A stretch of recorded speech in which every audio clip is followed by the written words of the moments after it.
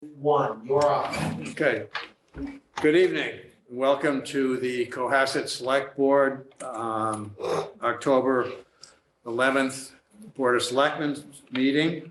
I'd like to call this to order. Before we call it to order, we want to pledge allegiance to the flag and those who care to join me.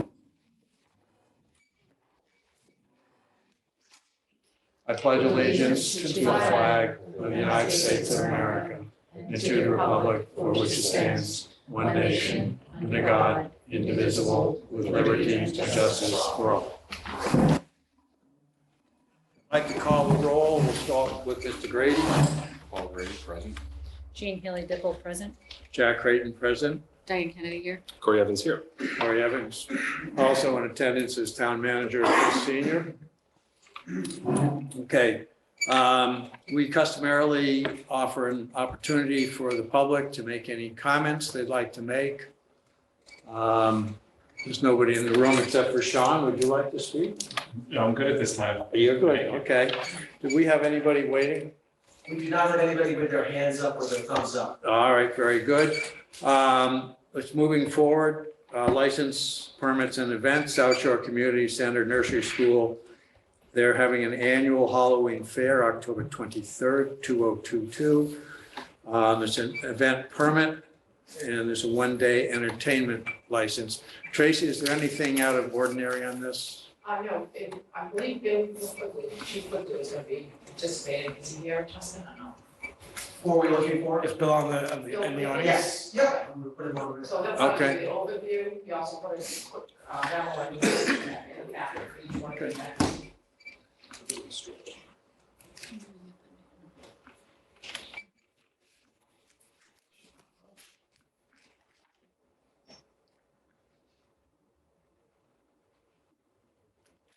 Chief Quigley, welcome. Oh, it's like magic. It is. Yeah. Can you hear me? Yes, we can hear you. Can you tell us about the community center Halloween fair? I can, and I also believe the organizer is probably in the queue. We have anybody from the, can you raise your hand if you're the person from South Shore Community, so we know to let you in?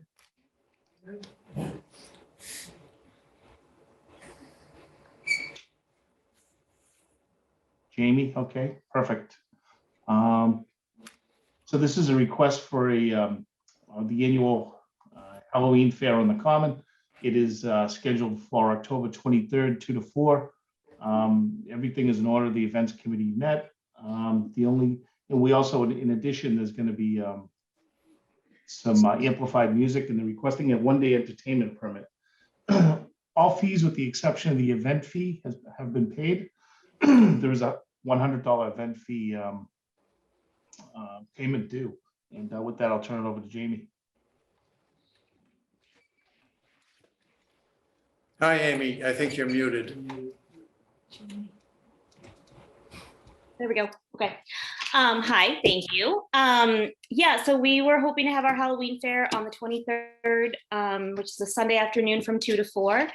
The amplified music is actually, it's just Mama Steph. She's a local musician in town. It's only her guitar that would be amplified, so it's not any sort of super loud music. We're pretty self-contained. We'll have everything, we'll bring all of our stuff over, including trash barrels, etc. And then we bring it all back with us at the end of the fair. So the fair is open to the public, so anybody's welcome to join. And the event fee, I can get to you first thing tomorrow morning. I know we did one of the two at one point. The entertainment permit and the application fee have been Those are paid. what I did. Okay. Okay. If this is successful, if it's permitted by the select board, there's a $100 event fee.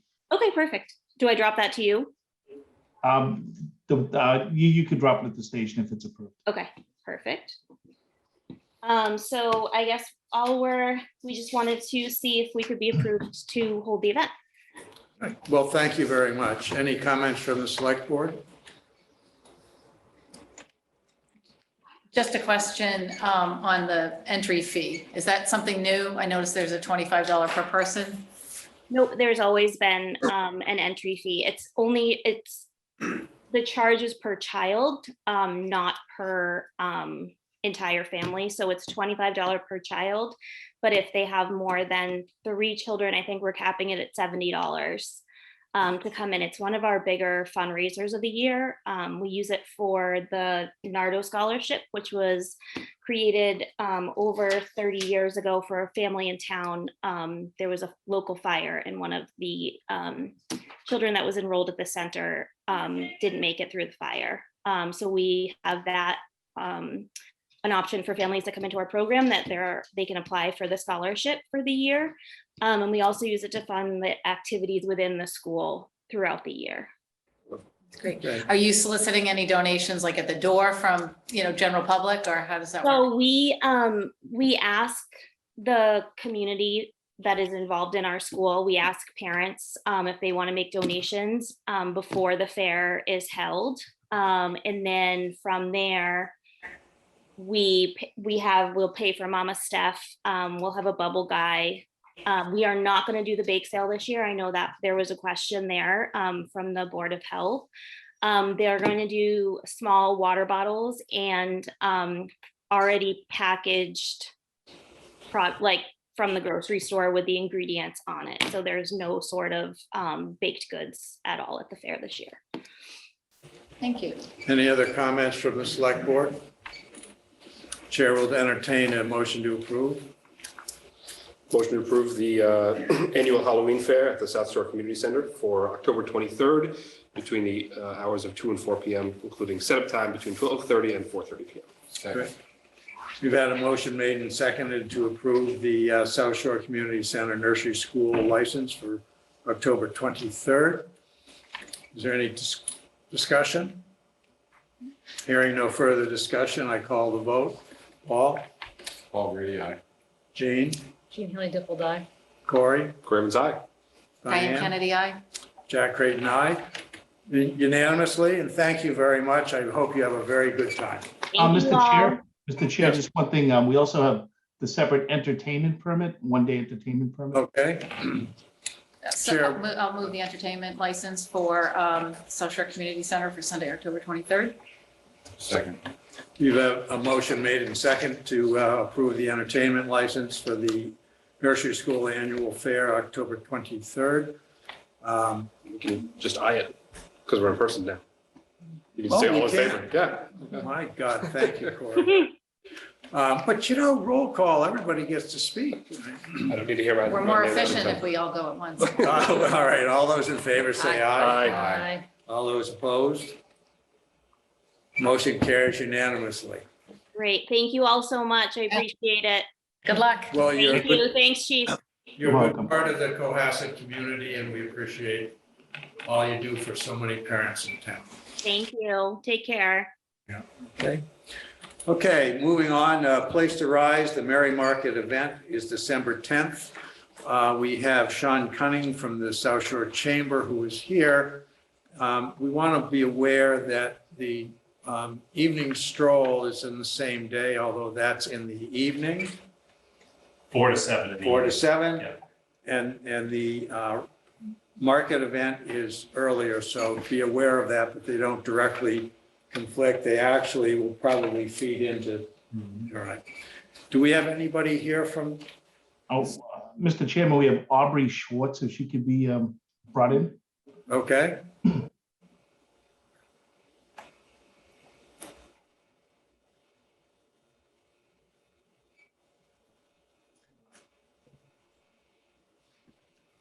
Hey, Aubrey, Hi, everyone. nice to see you. We've Nice gone to back see you in and forth quite a person. bit. Thanks for having me on and allowing me to talk a little bit about A Place to Rise and the Merry Market. Well, thank you. Go to it. The floor is yours. Okay. Okay, well, so A Place to Rise is a nonprofit that I started, and we have a board of team members about 2 years ago. And we work to support local families in need. We've worked with a lot of single moms and elderly people. And one of the things that have been trying to figure out what to do over the last year and a half is how to fundraise and what we want that to look like. And we kept coming back to this Merry Market idea, which we held digitally last year because of COVID. But we really love the idea of hosting a community event that gives the families something to do, supports our cause, and also supports local businesses. And that's kind of how the Merry Market idea came to be, and why we've got kind of the whole plan laid out for you. And one of the things that we've been working with has been reaching out to some of the businesses on 3A, because I know the stroll usually takes place that night. And sometimes from what I've heard through the grapevine, there's a feeling of the businesses on 3A not being part of that stroll. So we're trying to bring all the pieces together to make it a really nice day for everyone. And Mr. Cunnings, I actually had reached out to you earlier because I think there are some ways to collaborate and to make it almost like, an afternoon of events and happiness for everyone. Well, he's here, Hi. Thank you. and now he's publicly going to work with you. Great. I've cornered you. There's no turning back now. Hi, are there any comments and questions from the board? I just have a question about, it's a minor thing, but on the insurance certificate, it does need to list Cohasset as additionally insured. So the proof of insurance just needs to be updated with listing Cohasset as additionally insured. Okay. It should be a minor thing with your insurance agent. Mr. Cunning can probably Sure. comment on that, right? That's an easy Just thing. change the X. Yeah, just to change Okay. the X. Okay, And I'll then reach you- out to them tomorrow. Just in terms of I assume you're going to you're going to get vendor and food fees, food truck fees or whatever. But do you have a sense of where, are you looking for the 3A businesses to be your vendors under the tents? Or is that? Yeah. Yep, we've reached out to a number of them just to let them know what was going on. And we've got some confirmations from them so far. Any further questions or comments? And just one other small question about the entertainment. What's the proposed entertainment? So we'd like to have just speakers along the perimeter with some holiday music, or we could have it inside the perimeter if that's preferable. I wouldn't be blasting, it would just be more of like a background kind of sound. Corey? Just one question on the insurance certificate. You listed host liquor liability as part of the coverage, but I didn't see alcohol service in the application. Was there a vendor that was going to serve alcohol? No, didn't believe so. Okay. No, should It's I just- have that modified on the insurance? No, because I think what you sent us is just the proof of insurance. So you probably have that for other events, but our requirement is just to have the town of Cohasset listed in the bottom box as additionally insured. Good Oh. clarif- Thank you. Okay, That's all. That's what triggered me. I was like, wait a minute. gotcha. Yep, that makes sense. Yep, thank you. Further comments, questions? The only thing I'll comment on is, I think, because it's such a big day in the Cohasset calendar, I really do think hopefully you can work with the chamber so that it becomes almost, like an afternoon that leads into an evening. And, in terms of entertainment, we do the tree lighting typically around 4:30, and that's done by the town, I think. So I just want to make sure that as much coordination happens as possible, because I think it'll benefit everybody. Yeah, and I think too, understanding that the kind of tight parameters around, our timeline and then the stroll, we have enough volunteers already who've confirmed that they'll be available to help us, so that when 3:00 hits, we are taking down those tents and hopefully cleared out by like 3:45 at the latest, to just ensure there's time for the stroll to, there's no issues there. Very good, thank you. Jean? So is the time that you're requesting 12 to 3 with breakdown from 3 to 3:45? It's 11 to 3 and then breakdown. I forget exactly what we had put down on the paper, but about an hour on either end for setup and breakdown. just for clarification, sorry, the event, our event time on the application says 12 to 4 for the event, 10 a.m. setup, 4 to 5 breakdown. So not a big deal, and that can morph, but I just want to make sure we're all aware. Okay, sorry, we had submitted an updated version of the application because originally we had requested 12 to 4 p.m. And then when we found out about the stroll and that possibly happening, we shifted it earlier, so there'd be time. So there should be one version of the application that reads 11 to 3 with an hour on either end to set up and break down. Perfect, Very thanks. good. Thank you. Morning. Yeah, Sean. Just a quick question, Andrew. If the stroll's starting at 4 and yours ends at really 3, we got this hour of lag time in between. I'm wondering if you want to think about going back to the, to the 4 o'clock time, and then you start taking down at 4, and then maybe the people migrate down to the village and start enjoying that. So you don't have a gap in the, I don't want to see everyone just go home and then come back, try to come back, because that probably won't happen. But just a thought. Yeah, We can we're talk. open. Yeah. I don't know if that requires more work just on Chief Quigley's end, another application submittal. Or Yeah. We're open to Water chatting. and Chief.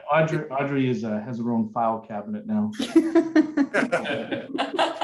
A good couple iterations of all these applications before we got it right. I would move, sorry, you get it.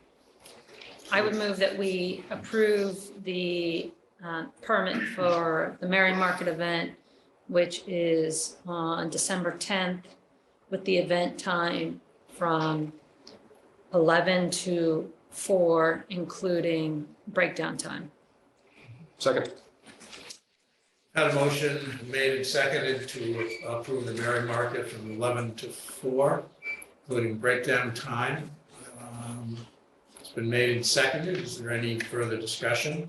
The only thing I'll bring up is just to make sure that insurance certificate gets updated. And there's also an event fee due of $100. Yeah. Yeah. Sorry. Drop that off. Do you want to amend that to include the 1 day? fairly clerical. I'll amend it to include both. That And- Cohasset is listed right. as the insured and the one-day entertainment license. Okay. We have a motion that's made, and who seconded that? Did they re-second? Second, Made and seconded to give an event permit and 1 day entertainment, subject to the insurance clarification for December 10th, 2022. Made and seconded. Further discussion? Hearing no further discussion, all those in favor say aye. Aye. Opposed? Abstentions? Motion carries unanimously. Congratulations and thank you. Thank you so much. Thanks, Chief, for all your help. You made it, Aubrey. Yay. Good night, everyone. Now, Right. moving on, the Thanks for Giving 5K road race. Chief Quigley, have you given that? Sure, this one is sort of a mess. This came in late. Oh. I'm not going to sugarcoat it here. This one came in late and they're already advertising, they're taking registration. So it's not a permanent event till you say it's a permanent event. I don't have the insurance binder at this point, but it is quasi-town event.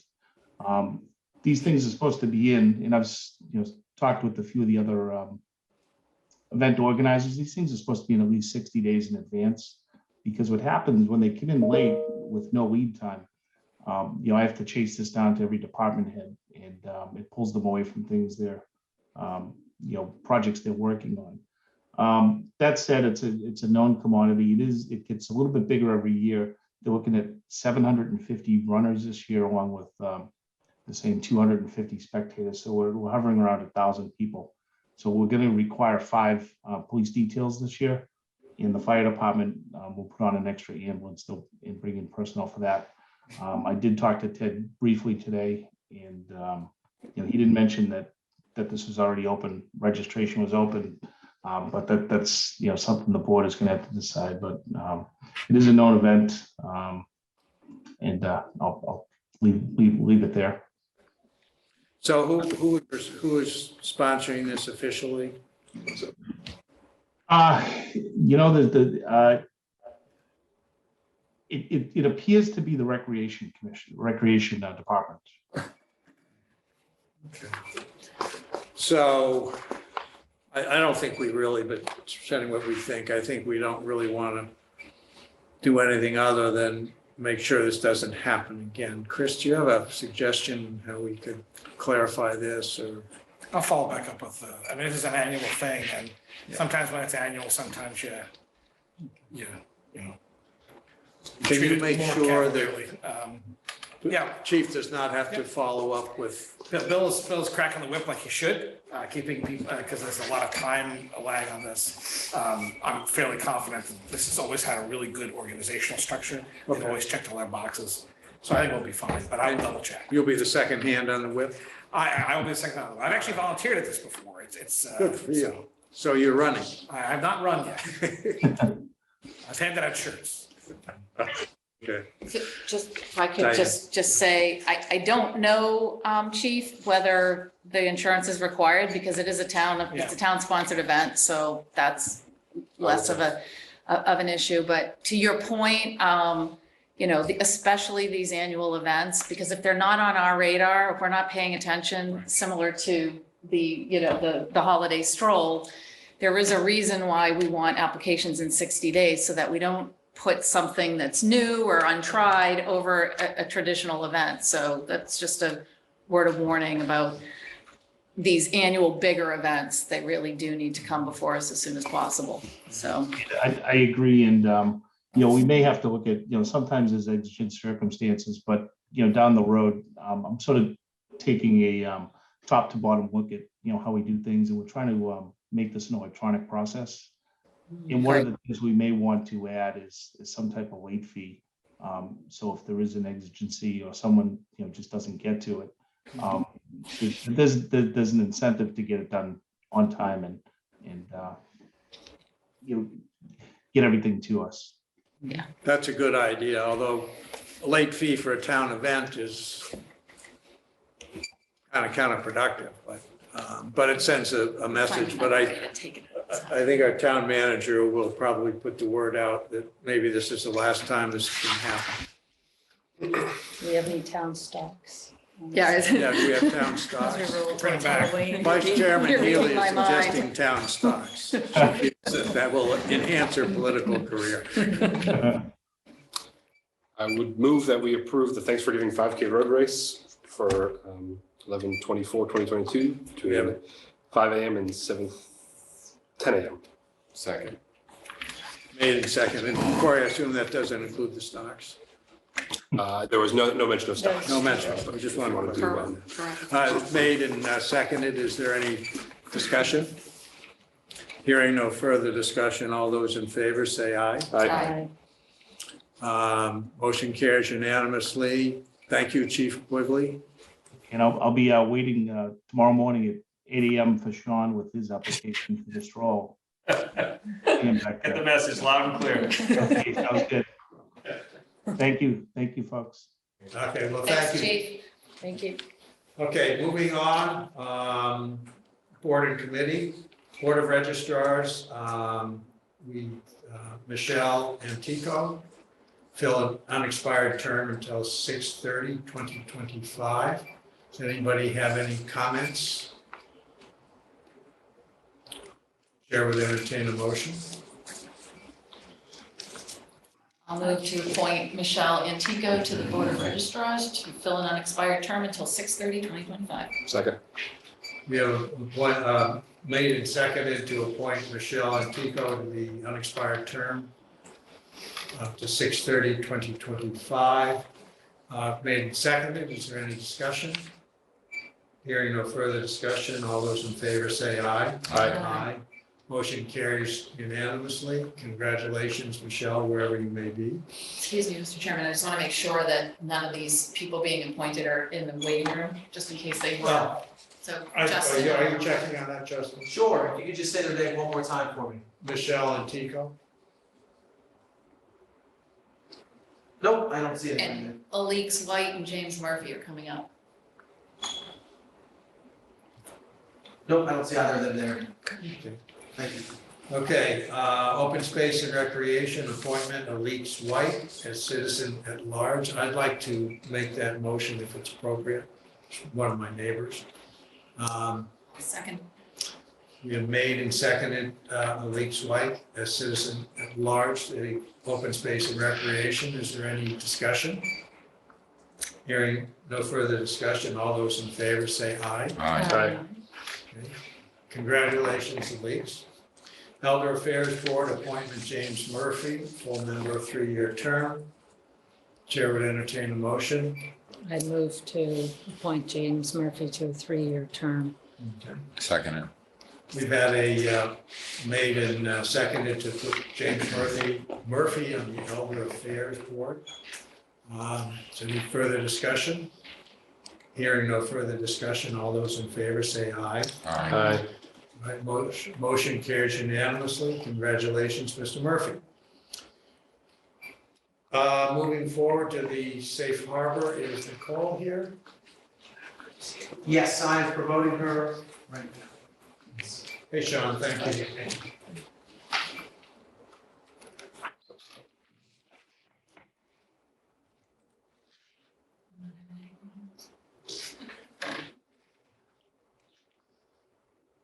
Earlier comments.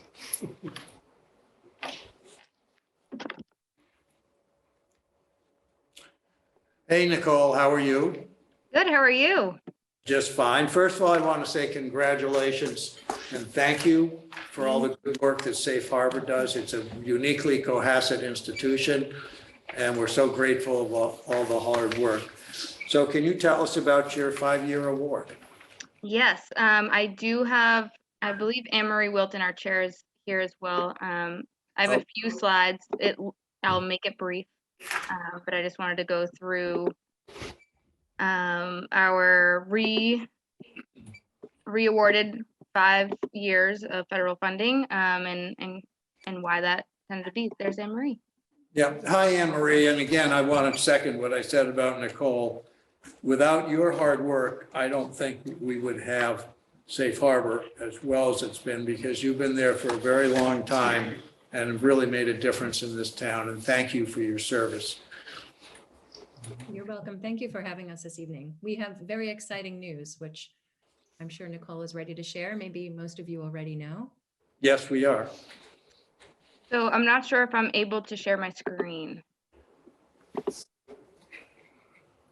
Saying no. Carlos getting tired.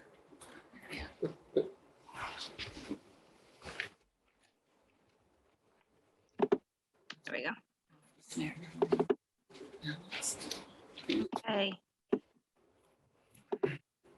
So like I said, I will make this brief, but it's great news. And if no one has seen, we put it out in a press release that we were awarded another 5 years of our DFC Drug-Free Communities Grant, which allows us to continue the work that we've been doing. So just a reminder of our mission as a coalition, if anyone is viewing and they're not familiar with Safe Harbor, we are a drug prevention coalition, but we're also really broadening our view to mental health awareness. So here you can see we had the funding 2017 to 2022, and it just expired September 29th of this year. And we were notified, I believe, at the end of August that we had the next 5 years. So we were really waiting on the edge of our seat. So this will be $125,000 for the next 5 years, and this goes towards the salaries of a project coordinator, a program director, and then it all goes very, very quickly. We have a few funds for knowledge training and supplies.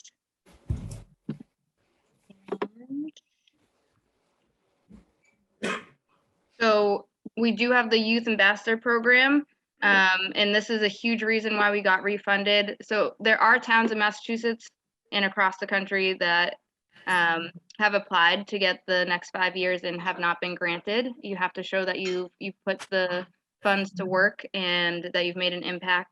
We started with 7 ambassadors in 2018, and today we have 53 youth ambassadors.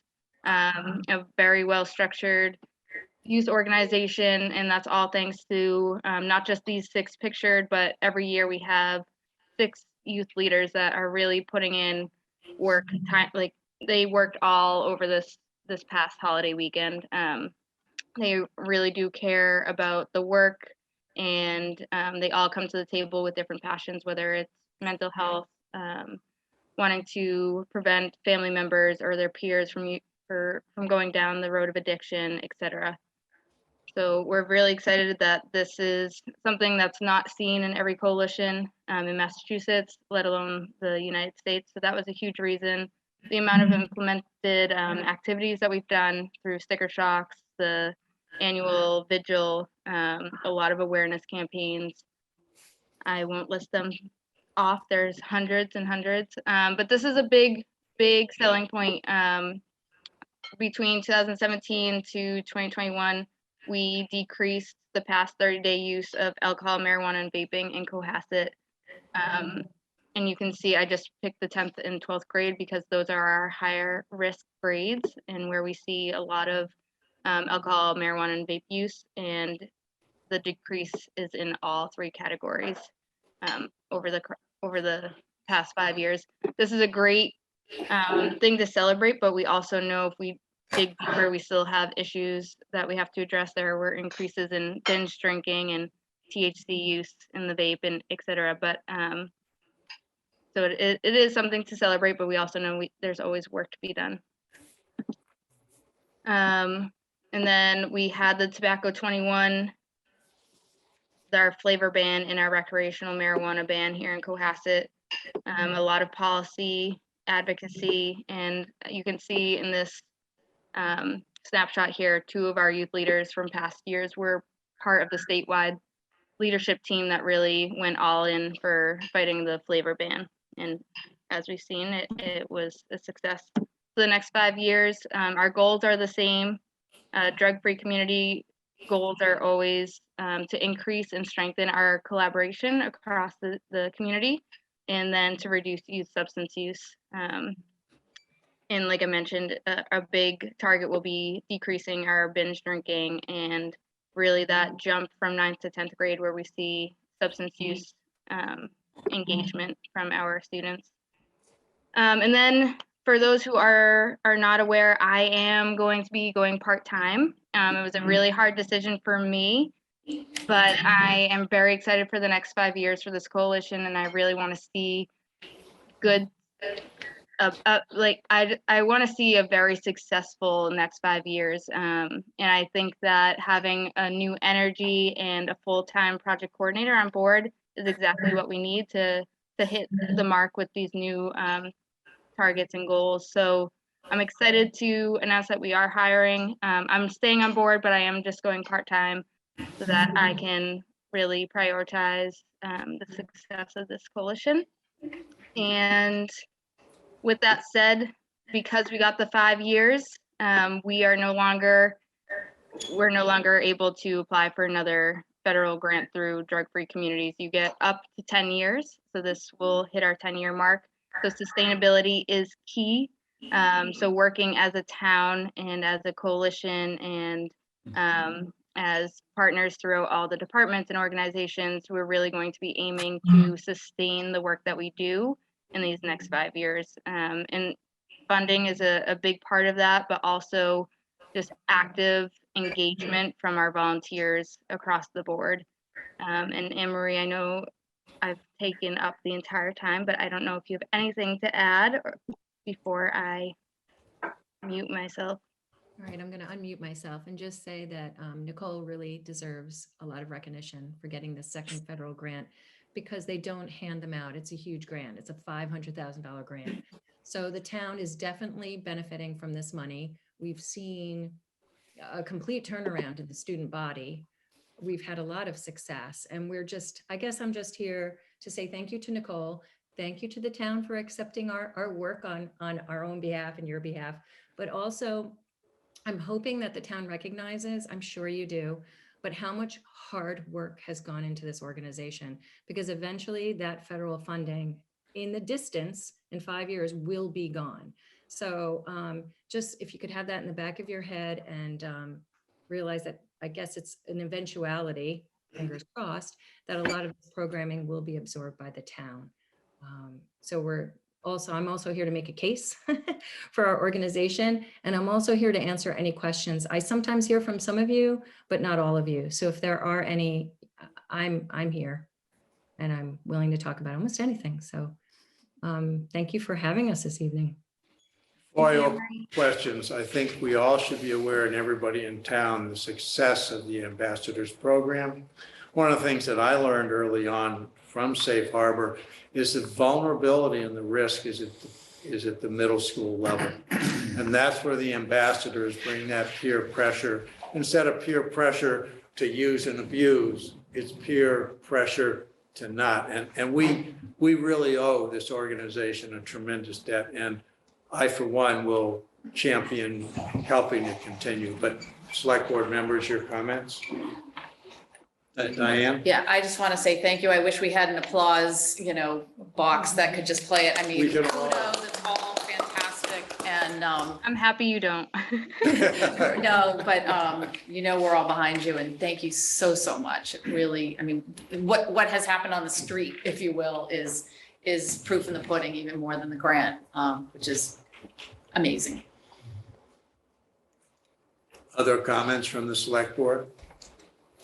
Thank you all, and thanks for everyone who started this. You know who you are. Thanks for everyone who's involved in the board. Just thanks for everything you do. Thank you all for your time. I appreciate it. Thank you. Jane, did you?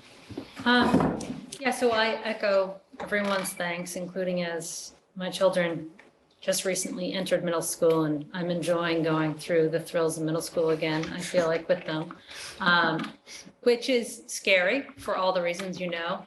But one of the things I was wondering about Safe Harbor too is there's just so much on social media, and it's really hard, I think, for kids, especially at that middle school age, to sort of wrap their mind around that. I would love to see Safe Harbor, and maybe you are doing this pretty actively, but I feel like that is really definitely related to social pressure too, that kids feel. And so I think given your success in all these other realms, I would just be curious to, see your thoughts on how to more effectively address that, because I do think that that is a pretty pernicious issue out there for people of all ages, but. You're right, it's huge. We have been talking about it. It's a cornerstone of a lot of actually the programming we're doing on the side is to move the kids away from those devices and towards community activities. We're also investing a little bit more in mental health programming. We're trying to run a meditation program now, which we've got funding for, which would help the students to sort of almost deprogram their brain. And we're offering that for free, because they need that more than anyone, because they're so used to that sort of immediate neurological response. We also have a Guiding Good Choices where we sort of help parents learn how to navigate those tricky questions, how to put limits on things. I mean, it's not easy being a modern day parent, right? So we also have that for the parents. So we're trying to attack that from all angles, but it is not easy, but it's definitely on our radar, Jean. Yeah, thank you. I appreciate all your work there. Any further comments? With a daughter in the 10th grade, I would like to echo my colleagues' sentiments and just say thank you so much. Thank you. Thank you again, and thank you for the whole town. It's just remarkable. Just again, I cannot say. Anyway, thank you. Thank you. Have a good rest of your evening. Okay, we'll try. Okay, moving on, school facilities, the update. Is Jason Earls in the audience?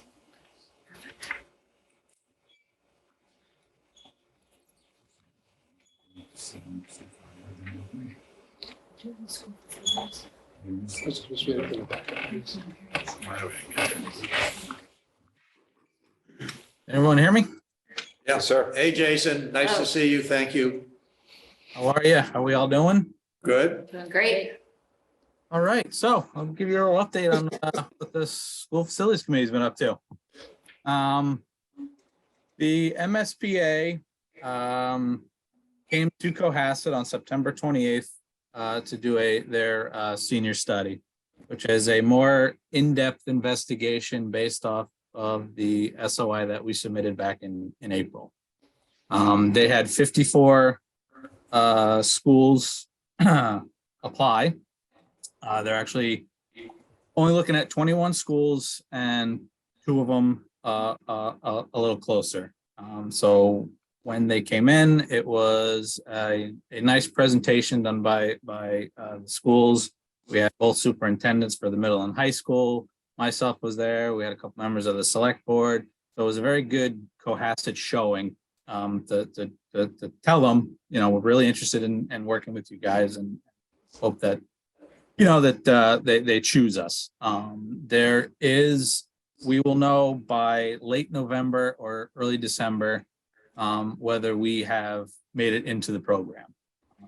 I believe it's December 21st is when what they call the eligibility period would begin. So if they choose us and we accept, that's when the clock starts ticking. There's a bunch of phases that go within that. There's a compliance phase.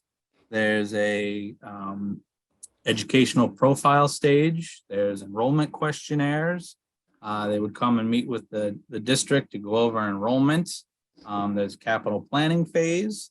There's a feasibility design phase. There's further study and programming with the MSBA, a designer selection panel, and all of this happens in about 270 days from when they say, yes, you're in, we get to the end of that phase. Now, caveat to this, as when we were meeting with them, they kept referring to high school only. So we kind of paused and asked them, the question is, we submitted on the middle and high school. Apparently their system worked that way. So you technically applied for the high school. If we do get accepted, they would like us to submit an SOI next year and file it for the middle school, just so that they have both pieces of paper in their hand and checks off boxes for them. It was always our intention to do a middle high school. They understand that the funding would be for the middle high school. So that was a little jarring because I kind of thought we were checking all the right boxes off when we submitted. I mean, the SOI said middle high on it, but if that's what they want us to do and they say, yes, you're in, then we'll present them with another SOI.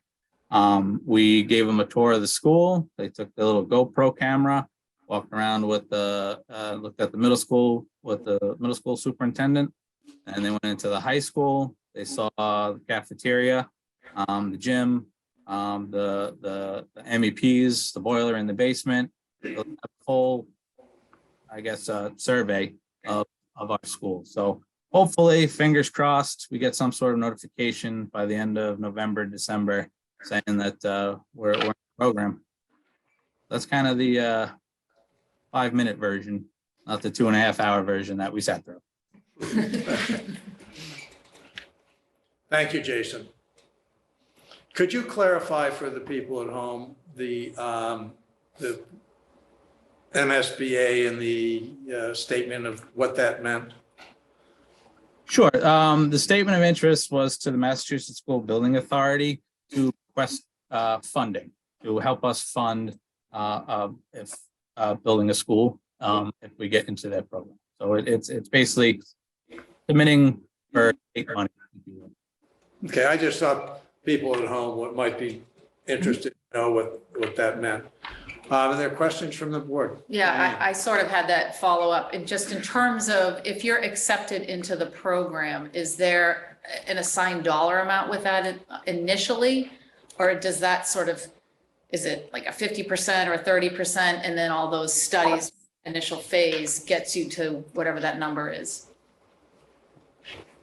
They had a number on the feasibility funding aspect of the phase 1, but again, each district is different.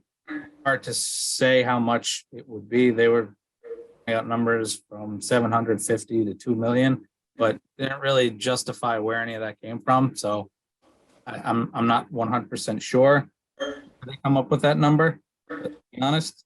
But as we get closer into it, it gets more vetted. But in other words, there's no specific either dollar amount or percentage. It's just that you're accepted into whatever pool of money they have, depending on what your eventual needs are. Yeah, and it's based on demographics and all that wonderful stuff. So it could be anywhere from, I think the lowest they ever gave out was like 5% to the highest they gave out was like 25%. So it all depends on the demographic. You know, we don't have any designs. We don't know if they even say, hey, we'll only give you money for a rehab, not a full build, full tear down and build. So it's a lot of moving parts that won't be finalized till further down the line. So I wish I could say, hey, this is it, this is what we need, but we don't have that at this time. That's somewhat the answer I expected. Right. And yes. Other questions, Jean? No, just a comment. I think Jason did an excellent job summarizing it, and I feel hopeful that the town has really, put the right professionals in place, including Jason and the school facilities committee, as well as the school committee, to really give us a good shot at, getting a close look, if not getting into the program. One of the things, for example, that they expect if you do get into the program is that you start a school facilities committee. Obviously, we're about 2 years ahead of that. And so, that's a great first step. And Jason's right that I think that every town is different, every project is very different, but for what it's worth, the MSBA just came back with the decision on Foster School in Hingham. And they're gonna give the reimbursement, I think, up to 25 million, with the estimated cost around 113 for a total rebuild of Foster School, which again is very different than I think what we're looking at, but just to have some sense of ratios. But Jason, I did not get the sense, and correct me if I'm wrong, that they were going to be giving any sort of like absolute amounts or percentages at once we're quote in the program. We would have to go through all the due diligence to figure out what we think we need, the feasibility study, et cetera. And then depending on where everyone lands, then I think they start to parcel it out. That's the sense I got. Yep, that's correct. Corey, your comments? No comments on this Okay. thing. Thanks, Paul? Jason. No, I don't comment for you. Right. Yeah, I think it's important for people to understand that this is very preliminary and we don't even have an idea of what, whether it's a renovation or a replacement, what that would cost. So this is very preliminary, but thank you for doing a good job at seeing where a potential pot of money might be. Thank you. Any other questions or comments? Great. Is there anybody waiting to? Thank you. Diane? Oh, you're saying thank you. I'm saying thank you. Well, thank you. This was one of Well, we those, all say thank you. we knew it at Jason. the time. This was one of those all-star committees. So Well, we have a patting star. ourselves on the back for We putting have, such a certainly great have team a star together. right here. Something about that. Okay. Just saying. All right. All right, thank you. Have a good night. Hey, Night. Jason, I don't think people understand how much work you've done, and thank you from the town. We have a local initiative project at 502 North Main Street, which we have seen. It has it's a apartment building that's proposed, and that's a lot right next to the golf course across from the train track. Who do we have here? Lauren Lind. All right, Lauren, is the developer here? Let's get from Lauren Not first. see She's- the developer. Okay. Hey, Lauren. Hi, good evening, all. Thank you for having me tonight. Could you tell us where we are in 502 North Main? Certainly. So I'm actually, before I do that, I'm going to give you some background on local initiative program, if that's all right with you. And That's then a we can get very- into specifics. Perfect. I'm going to share my presentation. It's very brief, but I'm going to cover a lot of material, and I think it's better to have that a bit visual. I just need to have the ability for screen sharing. It says it's disabled. Floating trees. Thank you. Do you need to stay? All right. All right, can we all see my presentation here? Yes, thank you. Okay, great. So like I mentioned, I'm going to talk about the local initiative program, which is the proposal that's before you for 502 North Main. But first, I wanted to take a step back because when we talk about affordable housing, it can tend to get a bit confusing because there's so much to unpack. So, and also a lot of things in the planning world are referred to in acronyms, which can become a bit of an alphabet soup. So I wanted to just give all of you a refresher, and as well as the public, some background so that when we start to talk about these things and you hear these acronyms just rolling off the tongue, you'll have a bit of context. First and foremost, Department of Housing and Community Development, is commonly referred to as DHCD, is the state organization that is responsible for overseeing all of the state housing programs, and you'll hear them referenced quite often when we talk about rules and regulations.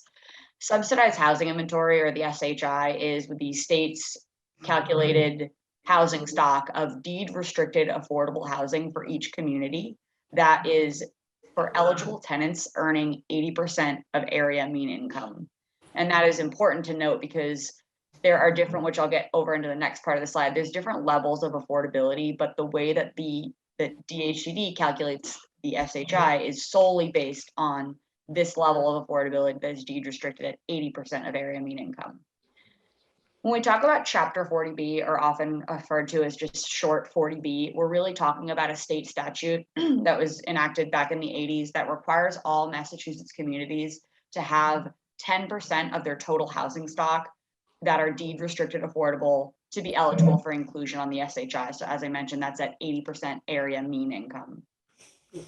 We talk about safe harbor as a term that's often used. That can either be used when you talk about a community achieving 10% or greater on the SHI for that 10-year period that it's calculated, or you can achieve temporary safe harbor in some instances. If you have a housing production plan that meets certain criteria and you're making meaningful progress on said plan, you can sometimes qualify for a 1 or 2 year temporary safe harbor. Rental provision is important to note when we talk about 40B, because oftentimes you'll hear that 25% of the units of a development are deed restricted affordable, but because it's a rental apartments, you get a full count for the units. I'll give you a local example. At 390 Chief Justice Cushing Highway, we have an anticipated mixed-use building being constructed right now. There's 20 total apartment units there. Because they are rental and 5 of those units will be deed restricted affordable, per the statute that is intended to incentivize rental housing development, we will get a count for all 20 of those units. This is different than if this was a homeownership project, because then we would only get the count for the 5 deed restricted affordable units. So that's oftentimes why you see that become sort of a bargaining tool with communities, whether they are looking for a certain type of housing, whether they prefer rental units, because at times they can get more sort of bang for their buck if you're strictly looking at a number to count on the subsidized housing inventory. Under Chapter 40B, it allows comprehensive permitting, which gives deference to the local zoning board to at times waiver certain restrictions that would typically be under zoning to do multifamily and affordable housing development. What you often hear of in communities talking about a 40B development is when there's a permit that has been applied for that is looking to override local zoning because the community is under 10% of their SHI. They are not considered in safe harbor. Therefore, they are eligible for 40B applications from local permit properties. It would ultimately start at the zoning board, the local zoning board, who gets the first opportunity to weigh in on that project. But there is a very clearly outlined path for a housing appeals committee at the state level. And what we oftentimes see in the process of a 40B permit is it may start at the local zoning board, who may make a decision. The developer has the opportunity to appeal that to the housing committee, and then it kind of leaves the town and it really becomes an opportunity for the state to make a determination. That's where you get the sort of override of local zoning. With this said, comprehensive permitting still exists for those communities that are in safe harbor, but it really shifts into more of a friendly 40B, as you'll hear it being referred to, because it puts the opportunity in back first in the community's hands. And what I mean by that is if, for example, the town of Cohasset that's over 10% on our subsidized housing inventory, we have used as a tool in the past several years, comprehensive permitting to proactively look to develop more affordable housing units, which is a proactive. The difference here is that it's a proactive step and it's a partnership between a private property owner, developer, and the town coming together and deciding to apply and go down this path rather than it sort of getting dropped on the town by a private interest. I'll get more into the SHI in my next screen, but before then, I want to get into just a few more buzzwords. We talk about affordable being big A affordable versus little A affordable. Oftentimes you'll hear at our housing production plan and our affordable housing steering committee refer to this. Really what this means is big A affordable is defined as those deed restricted units that are eligible for SHI. So when you see us talk about this and it's capitalized affordable housing in a permit document, we're talking about SHI eligible affordable housing. This is different than what we talk about little A affordable. That can just be more naturally affordable housing. It can mean that it's deed restricted at different affordable levels. Sometimes you hear a concept of workplace housing, which is, rents are capped at 100 area mean income, but that doesn't mean that they're eligible for SHI inclusion. On the other hand, you can have more naturally affordable housing that we talk about that is not deed restricted at all. It can simply be something that could be a cheaper alternative than what you might see on the housing market. A good example of this is an accessory dwelling unit that you might see running for a lower rent than what your typical one bedroom might be. You also, 40R is a term that I was asked about recently. 40R, different than 40B.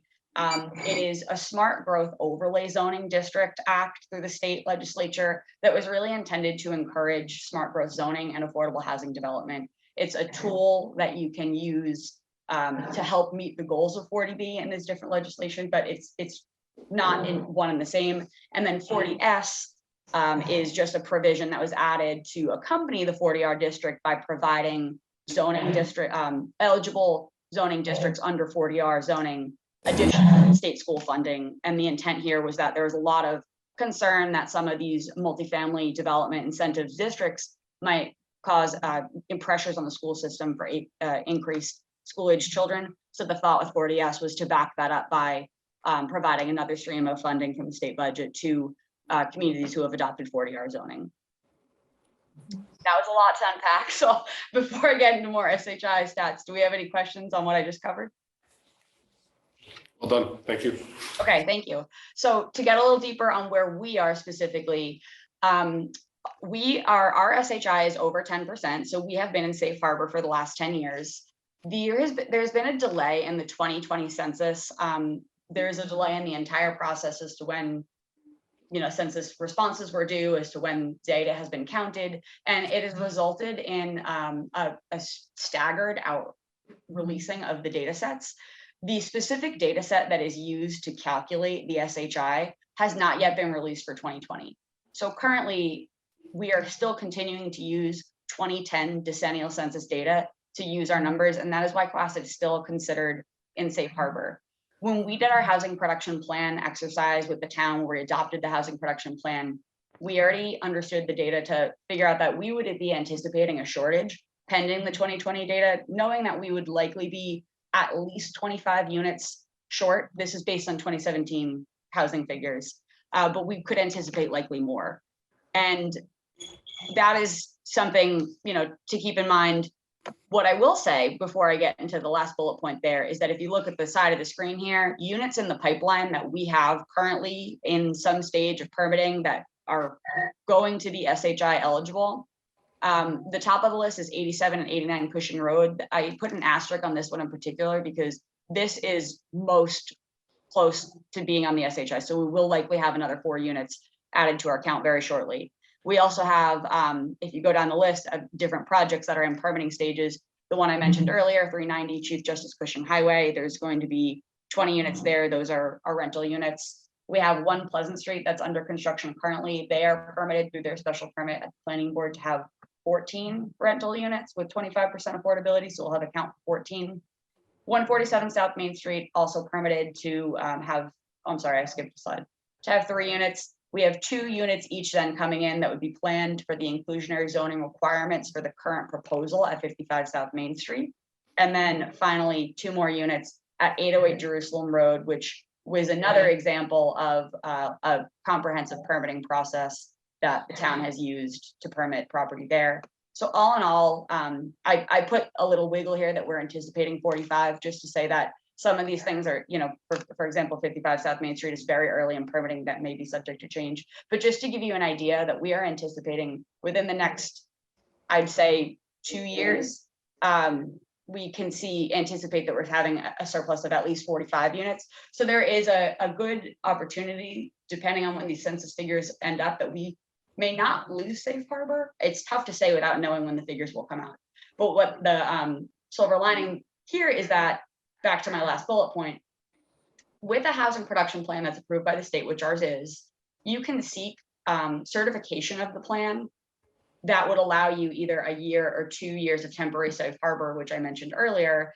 The reason you need to make measurable progress, and it's actually a mathematical calculation based on how much of a percentage that you have increased your housing stock. But depending on how this unit pipeline unfolds, we are going to be in a good position to, at the time, once the 2020 figures are finalized and they update the SHI, that we can apply at that time for housing production plan certification to, if we're not already eligible for permanent safe harbor over that 10%, we will be in a good position to apply for certification for a temporary, for depending on how much, how many units we've been able to actually demonstrate for that percent increase, for either a year or 2. So we're currently, there's a lot in limbo because of 2020 census being so fragmented and drawn out. But again, we are still in a good place and we have been making meaningful progress. But this isn't necessarily to say that the town doesn't need to continue to work on it, because, even when you think about your inclusionary zoning, any development over, any residential development in town over 5 units or more needs to include 10%. You're really only offsetting and keeping at the same level to make your 10% SHI calculation still work, but it's really not making up for the one offshoots, the small properties here and there that are coming under 5 units, things that where you're seeing house lots being, for example, that never were connected to sewer that now have been able to connect and be buildable. You're seeing these things, that's where you're not catching up with the inclusionary zoning. So in short, it's just to say that even though we're in a good place, we still need to keep being progressive about meeting this need for, one, the SHI count, but also more importantly for the need of that providing affordable housing, because we know it's so needed in our community.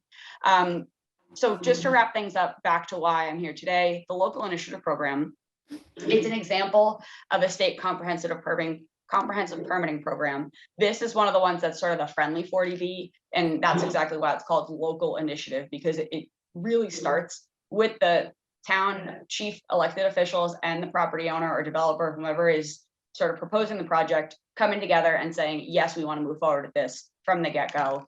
It's a program, that's exactly what it's intended to do. If you think about this sort of being like a private-public partnership to create affordable housing, that's what the state was trying to incentivize when they created this program. Again, similar to any of the comprehensive permit programs that you'll see, it allows the local zoning board of appeals the deference to waiver some zoning regulations that could be applicable to the site that would potentially hinder multifamily development. For example, some of the things they can waiver are use. For example, you could do multifamily in a residence A, B, or C district, which currently is not an allowed use by right. You can also do things like dimensional waivers if you waive setback from lot lines is one example. If the select board was in favor of proceeding with the joint application through the local initiative program for the property that you've been given an information packet for 502 North Main Street, the next immediate steps would be, first, the select board and the property would sign the application for the local initiative program. The property owner would then submit that to the state for their review. DHCD staff would take a look at that and make sure that their proposal met their eligibility requirements. There's all sorts of criteria that they need to meet, fair housing laws and things that they double check to make sure that it really is a product that meets what they're trying to accomplish through the program. They conduct a site visit, and then if and when they determine eligibility, they'll issue the project eligibility letter. And once that letter is in hand, that is when the property owner can then apply to the local zoning board of appeals for a comprehensive permit, and that's where they start at the local level. So that is where we stand today. We're really like before, at the very beginning of this little arrow sequence here is, you know, it's the opportunity for you to make a decision if you want to engage on a program with this property owner and applicant to partner for this property. But without that, at this current time, this project would not be, you know, we're not susceptible right now to an unfriendly 40B, as I outlined earlier, because currently the town continues to remain in safe harbor status. So I'm going to stop sharing my slides for now. And I'll see what questions you might have. First of all, is the developer going to show up at all? I guess more, I'm sorry. No, either. Is he going to show us exactly what he's proposing to build? We've been requesting that, but. I do not have confirmation that he is going to be here tonight. Okay. Corey? Lauren, you said something interesting. I just wanted to confirm. So us approving an LIP in this instance would be us overriding what is existing zoning in the area? It could. It doesn't necessarily mean it has to, but it could. And in this particular instance, for example, multifamily use is not something you could do in this district at 502 North Main. It's a Residence C district. There's no way to do multifamily unless you went through this sort of permitting process. And that's one example. The property owner also may be seeking waivers of setbacks. So, but this is just an example. It doesn't mean every time you do a local initiative program that you're overriding it. Although now that I say that, for us, it probably is, because we don't allow multifamily by right anywhere in town. But so, and there are ways that we can, I mean, we are we're undergoing zoning things now.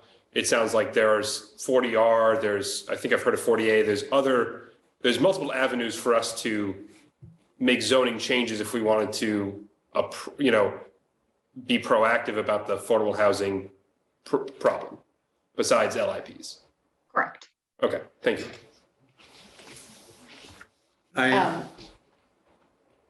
Sorry, just lost my train of thought, but that was one of them was, is this something we can address through our comprehensive zoning?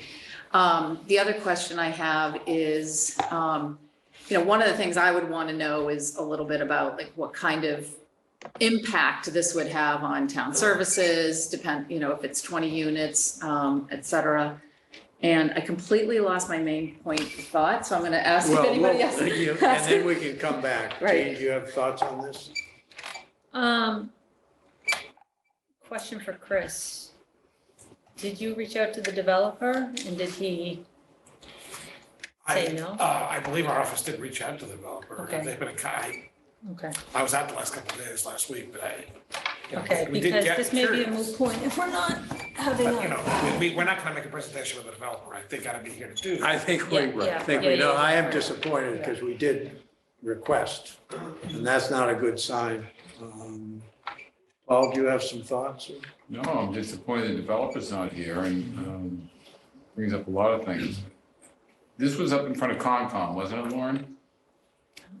I thought it was. I'm not sure if it was in front of conservation yet. We did ask John Hallen and Charlotte Pechtel to inquire on the site, as we knew this was coming before you. So I know a site visit was imminent, but I'm not sure the extent of the Conservation Commission itself. No, he had mentioned it before that, so I was just curious. And you did emphasize we're in safe harbor now, right? Correct. So we bring up a lot of more of the concerns like traffic. I mean, it's a narrow road. That would all come up later on, wouldn't it? Yeah, we could, if we took a different tack, we could address concerns differently. I think the thing is we need to understand is on this initiative, at what point can we override all of the other zoning protections? And I think this is where, correct us if we're wrong, Lauren, if we invoke that at the select board level, can we override various zoning? I don't believe we can override conservation, but can we override, what can we override on the select board level if we like this project? So you could issue support for the initial program application to the state, but ultimately the local zoning board has the decision, has the jurisdiction to make that decision. So you could emphasize support for it, but if the zoning board ultimately disagreed, that could be a scenario. At the end of the day, you know, the local zoning board's decision can be appealed by anyone who's aggrieved by it. So, you know, whether it's in a butter, another, you know, if you disagreed with it. Okay, so select board, we don't have the ability to override this. We can recommend. We have no, okay, that's very helpful to know. Jane? My general thought is, including after looking at the application, that while I'm very interested in seeing ways that we can foster affordable housing, including with access to the train, in part to address 40R, I would recommend for the select board to give any sort of approval whatsoever. Everything has to be seriously buttoned up. We need very clear plans, professional plans, lots of more information than I think we're currently getting right now. Having served on the planning board, and I know my colleague Selectman Grady did too, the information that we received falls far short of what I would expect of such a substantial development, particularly if they want preliminary town support. And so while I'm very open to affordable housing that we proactively create within Cohasset, I have high expectations of whoever we support. All right. Diane, do you find your train of thought? I did. All right. And thank you. And, you know, two things on the slide where it showed our housing units in the pipeline. When you were walking through that page, I wrote, this meaningful progress is done by design. I mean, we've had committees, you know, the Affordable Housing Steering Committee, and before that, the master plan, that has really spent a lot of time. Planning board, when they approved certain things, looking for the affordable housing components to the development on the harbor. I mean, I think we've been so careful about curating and open to the possibilities for affordable housing that this seems really premature for this discussion because of the massive impact it could potentially have.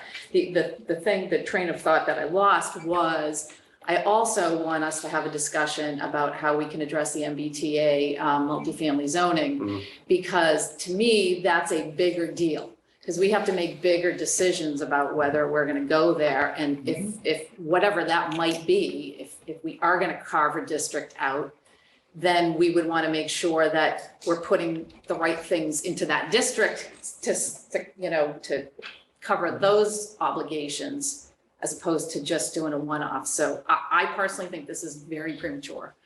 Corey, you have a comment? Yeah, I'm going to tee off with one of my colleagues here and maybe just go a little bit further and just say, you know, considering that we're in safe harbor and we're undergoing this comprehensive zoning, I don't think, and understanding that LIP is overriding a lot of that work, I don't think this, as a board, we should be in a position of approving any LIPs right now. No. So I would just move that we reject it, not based on anything on this project, but right now, I just don't see that it'd be appropriate for our board to take that action, because we're not running any risk. If there was a different situation, I would think differently, but that's not the case right now. So I would move that we I'm reject. not even sure the that he's 502 even applied for. Just, you know, Yeah. just, You're- well, if there's an application. I agree with there's a question, then I would agree with my colleague right off the bat, 'cause I think we're opening up a can of worms at this point in time, is, again, Diane put it perfectly, we're looking at that larger picture down the road. And I think if what we do for one, if we don't, it opens us up to a number of different inquiries. So I would agree with Corey. Is that a motion? Yeah, the motion was to I guess, reject them. I mean, do we have to be that Well, I strong? don't think we Deny? even need that. There's no motion to Do we need accept that? it. No, okay, well, We don't have a motion It's to not accept. an application for me right now, so. we can have at least an tell the developer application? we've said no. Well, you can take a position of the board if you want to and say, we're not supportive at this time until this Yeah, zoning process. whatever. Yeah, the motion would be that the board At this is, time. at this time is support it. not in support of LIP. I would second that. We have a motion made and seconded that at this time, the board is not in favor of a LIP for 802 North Main Street. Diane, Yeah, you could have I a just comment? suggest that Lauren had her hand up as we started Sorry, making this Lauren. motion, so I want to make sure she has an opportunity. Hi, Lauren. Hello, thank you. One thing also, you said 8:02, it's 5:02. Sorry to Five. jump in, but also I just wanted to give you a piece of information that I think is just very relevant for the conversation for you to have in mind. And it's Diane's comment made me think of it. For the MBTA compliance, which I will be back to you soon to give you all sorts of information on that. But what a key thing to keep in mind is that no matter what you choose to do, the meeting the criteria for that is not what's on the ground, it's what you zone for. Right. So even if you develop, even if this property went forward and was developed, it would not count towards the MBTA, multifamily compliance because it's not zoned for it. So it's what, that's what's another distinction to make, is that when you think about the solution there, they keep on saying it's not what's built, it's not what exists on the ground today, it's what the zoning is. So even, for example, like when we think about the old Avalon development, the preserve, that would not count even if we put, unless you change the zoning there to that site, that multifamily development would not count. So just a distinction that I think is important as you think about that. Exactly. It's an uphill battle that we just cannot. That's why you get the big bucks, Lauren. Thank you. That's very helpful. We got a motion in a second. We have a motion and a second. Is there any further discussion? Hearing no further discussion, all those in favor say aye. Aye. Motion carries unanimously. Thank you, Lauren. Thank you. Thanks, Lauren. As long as we have this, I do think what has come up is that we are going to have to address this. And I would suggest that down the line, we're going to have to consider this in conjunction with zoning and in conjunction with the MBTA zoning requirement, because that's going to hit us and it's all in the same. So I think we'll see that on a further agenda. Okay, moving forward, is there any other comments on this? Nope. Thank you. Okay, thank you, Lauren. She's gone. All right. Budget message, discussion and potential vote. Jean, you and Diane have been working on that. Yeah, well, Diane and I, we looked at all budget messages, we looked at the current select board goals and tried to align the two. I think the budget message is hopefully self-explanatory, but happy to take any questions. I don't know if you want to say anything else, Diane?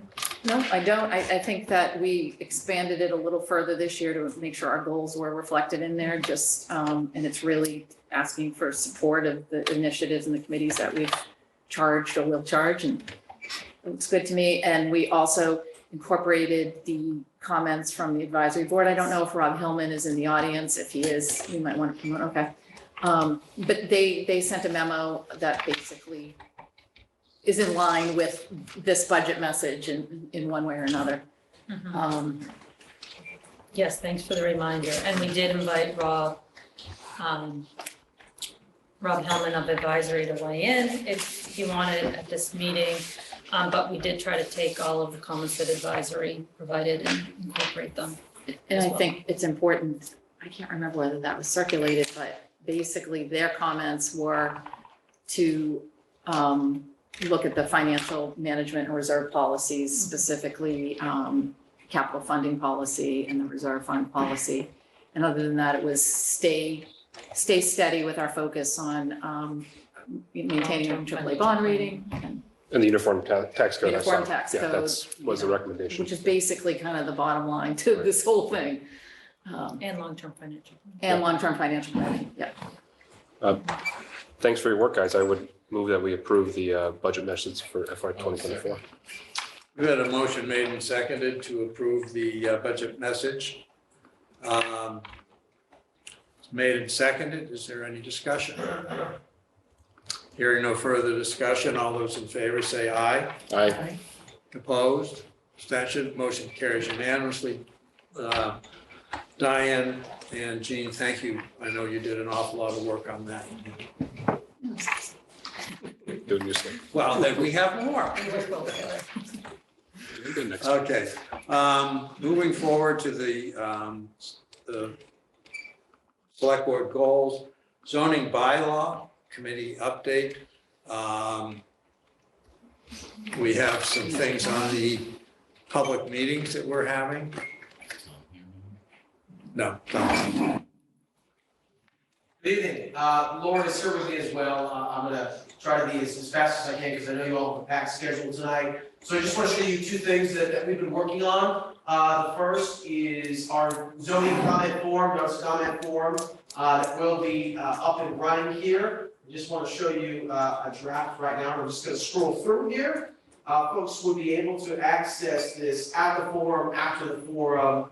We're also going to be putting this on paper on QR codes. There'll also be paper copies, and we'll also have a laptop or two for folks who don't have access to internet to comment on this form at the forum if they need to. We want to make sure that this is accessible to anyone and everyone. So we've got the date, we've got the comment where they can obviously write a comment. We've got a file they can attach anything to, email address, resident property owner, or other first name, last name, street address. The city and state zip were already in there, Cohasset, Mass, and then the zip code, and then phone, and then do you wish to be included on future zoning bylaw committee email notifications? This was designed by the IT folks using an application called Laserfish. So quick question for you, Justin. As we saw at the last town meeting, there may be some folks from out of town who comment. Okay. And so I don't know if we want to pre-populate the Cohasset. Okay. We might want. So that was our question for the select board. Do we want us, obviously zoning bylaws are for the town. Do we want other folks from outside of town to be able to comment or no? No. I see some people shaking no. Okay. Obviously, that's up to the select board. That last year. Yeah, I mean, the only reason that I would advocate to my fellow members, yes, is that if there's significant opposition brewing, it would help to know about that ahead of time. Rather than being surprised. Yeah, but they can fill it out and oppose something and lie about their address. I mean, if they're really mad, they can submit it. They're not gonna go, oh, no, you got me. However, well, we don't want them. If a developer has and owns property, I think it's legitimate as long as they're identified and we know they're not voters, that we know about them. What we want to be careful about is attorneys saying they represent, and then they'll claim they have expertise and they'll use that to get clients, which is, I think, has happened in the past. But I do think there's value to hearing what developers and property owners and we may well have property owners who own a seasonal here, and they're in Florida for the proverbial 181 days. Well, and Justin, I saw you just clicked on other, and a property ownership, if they do own a parcel, but they live out of town, then they can identify the parcel within town. Okay. Yeah. My concerns are ameliorated. Thank you. Yeah, absolutely. And then I'll share. Is everybody all right with having that in the select board? That's fine. No, Great. Fine, go ahead. Do it. Does that just meet your goal initially, at least? Yes, thank you. Wonderful. I'm gonna stop sharing my screen for 1 second, pull one more item up here. And so many tabs open, I know. Let's see here. There we go. So tomorrow morning, postcards will be going out to every single household here in Cohasset. 4,040 households here. Can you blow that up a little bit? Yeah, absolutely. All of us are straining. Absolutely, absolutely. Obviously, I can see fine. on the front side of it, kind of acid, et cetera, that's really the most important part.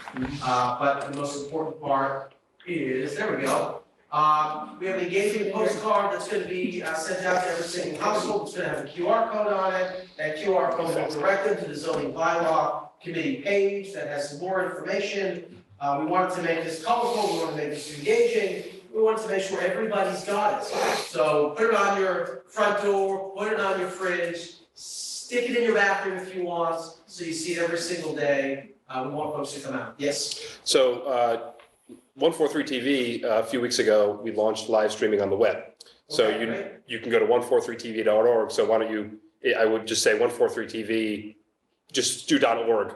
And that way anyone, if they know the channel number, we can do it too. The problem is 143TV, people don't all know the channel numbers because it's just hard to find sometimes, but everyone has an internet. So Okay. you can now just go. Is this online. already printed? So these are already, these are already. Well, that's cool. They're being delivered So- tomorrow morning. Could you just write every single one with a little Sharpie? We'll be out at the post Get office you, at get you some 6. Sharpies. Just to let you know, so going forward, so I just wanted to Absolutely. throw that out We still there. have a social media campaign that we've been doing, so obviously we'll add that to everything. Awesome, thank you, thank you, thank And you. I heard Corey, he'll be there to help you. Every step of the way, at least 10 steps. So we're working on that. Would you like to make suggestions? Lasagna, lots of lasagna. It's how you got people to the Big city. dorm meetings. Any food suggestions, we're probably gonna be putting in order tomorrow or Thursday morning.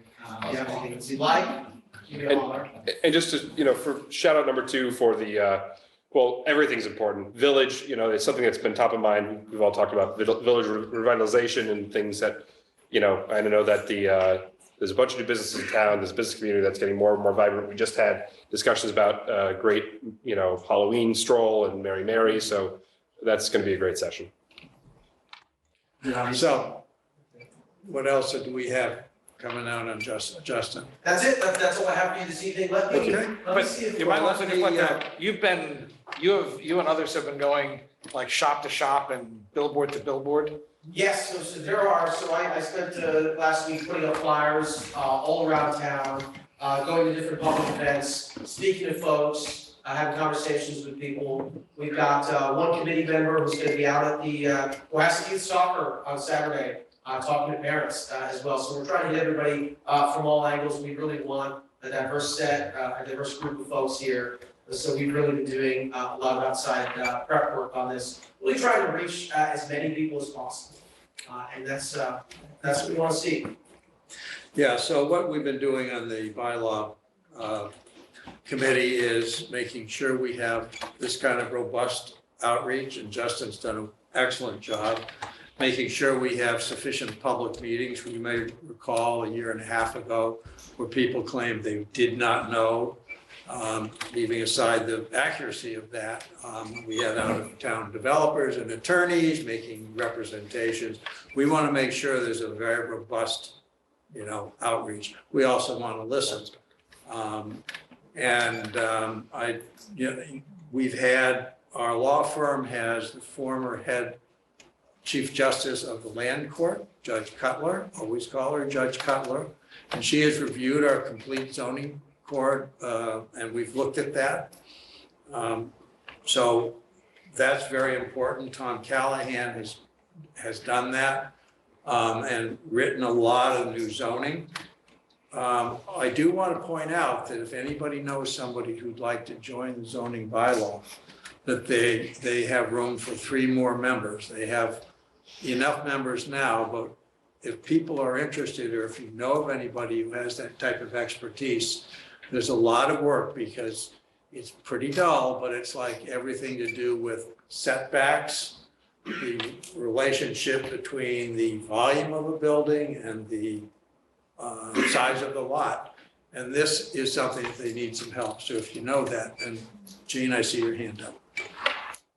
I just wanted to go back to the forum that's coming up, and we don't need to see the flyer again, but just for the public to understand what some of the issues are that are being considered, just to put it in more plain language away from, I think, some of the more technical zoning terms. So in the harbor on October 17th, there are some of the questions that the group is trying to consider is, what do we think about uses around the harbor? Like, for example, condo and commercial use all the way around over to Parker Ave.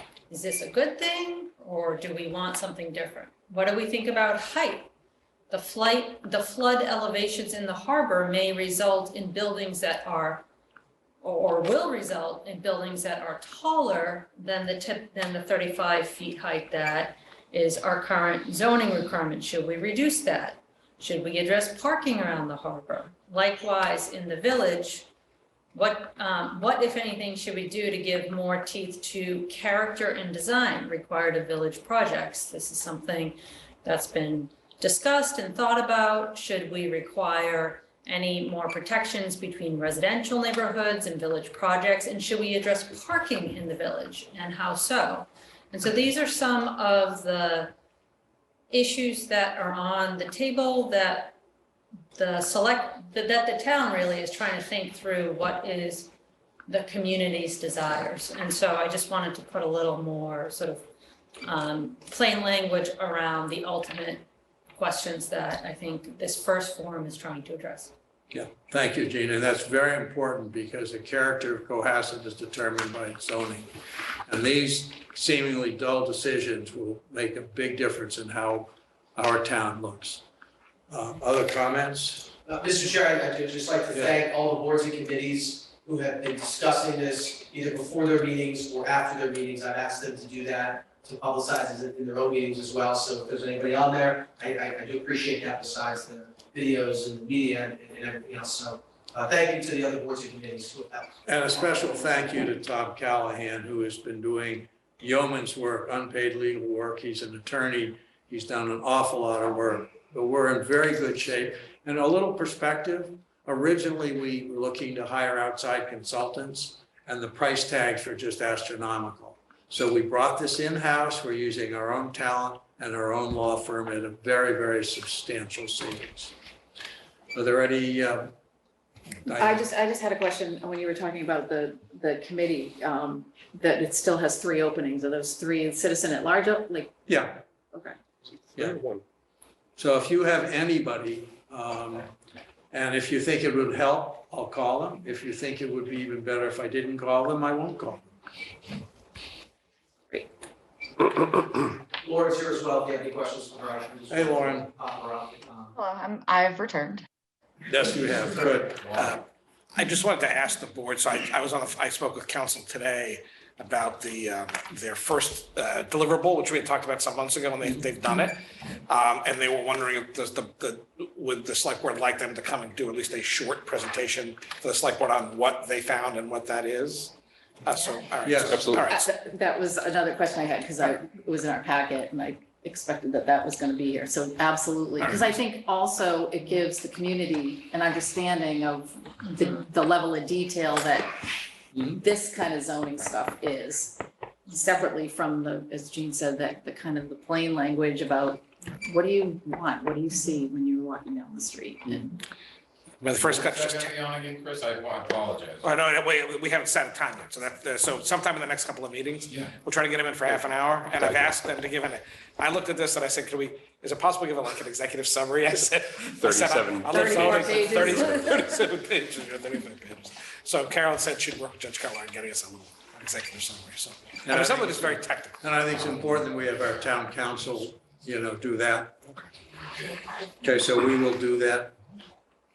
Chris or Tracy, make sure we. we'll put Okay, it on the list. any other questions on the zoning bylaws? Any comments? Okay, very good. Okay, moving on. Thank you very much. Thank you. Thank you. Thank you, Justin. Any food suggestions, send them my way.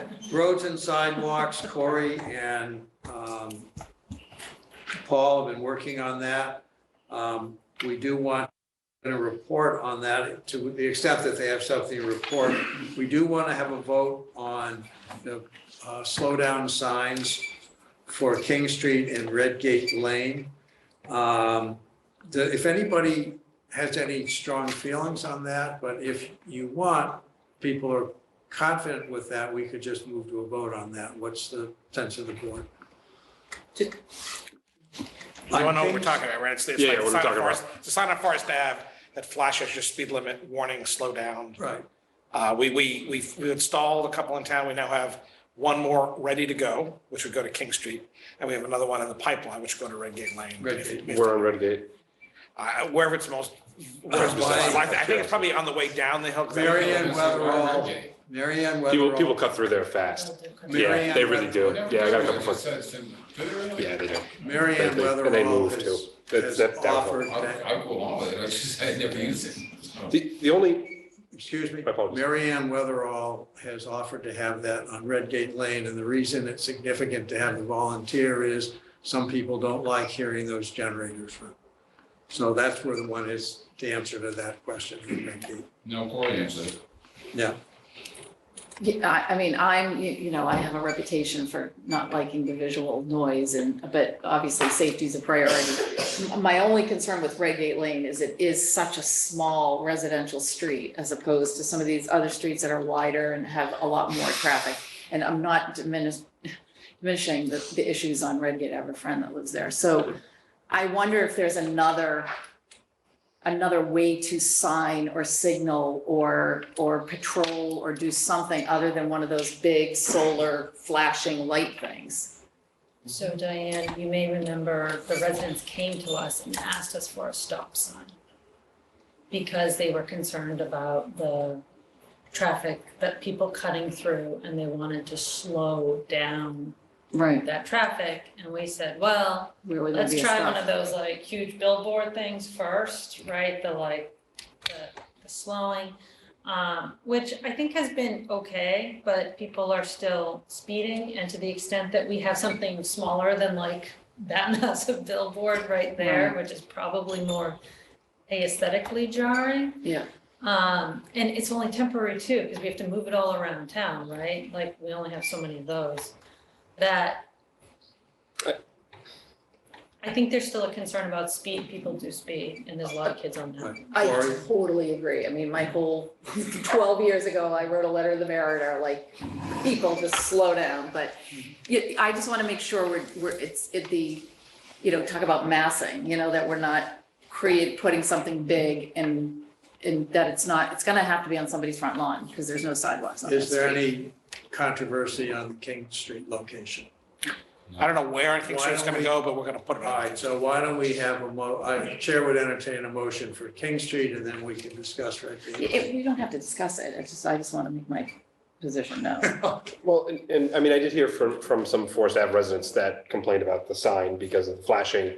And they also they complained, and I think I saw their point, that it yells at you even if you're doing 31 miles an hour, right? And so that just creates an incessant flashing on their street, and they weren't too happy about that.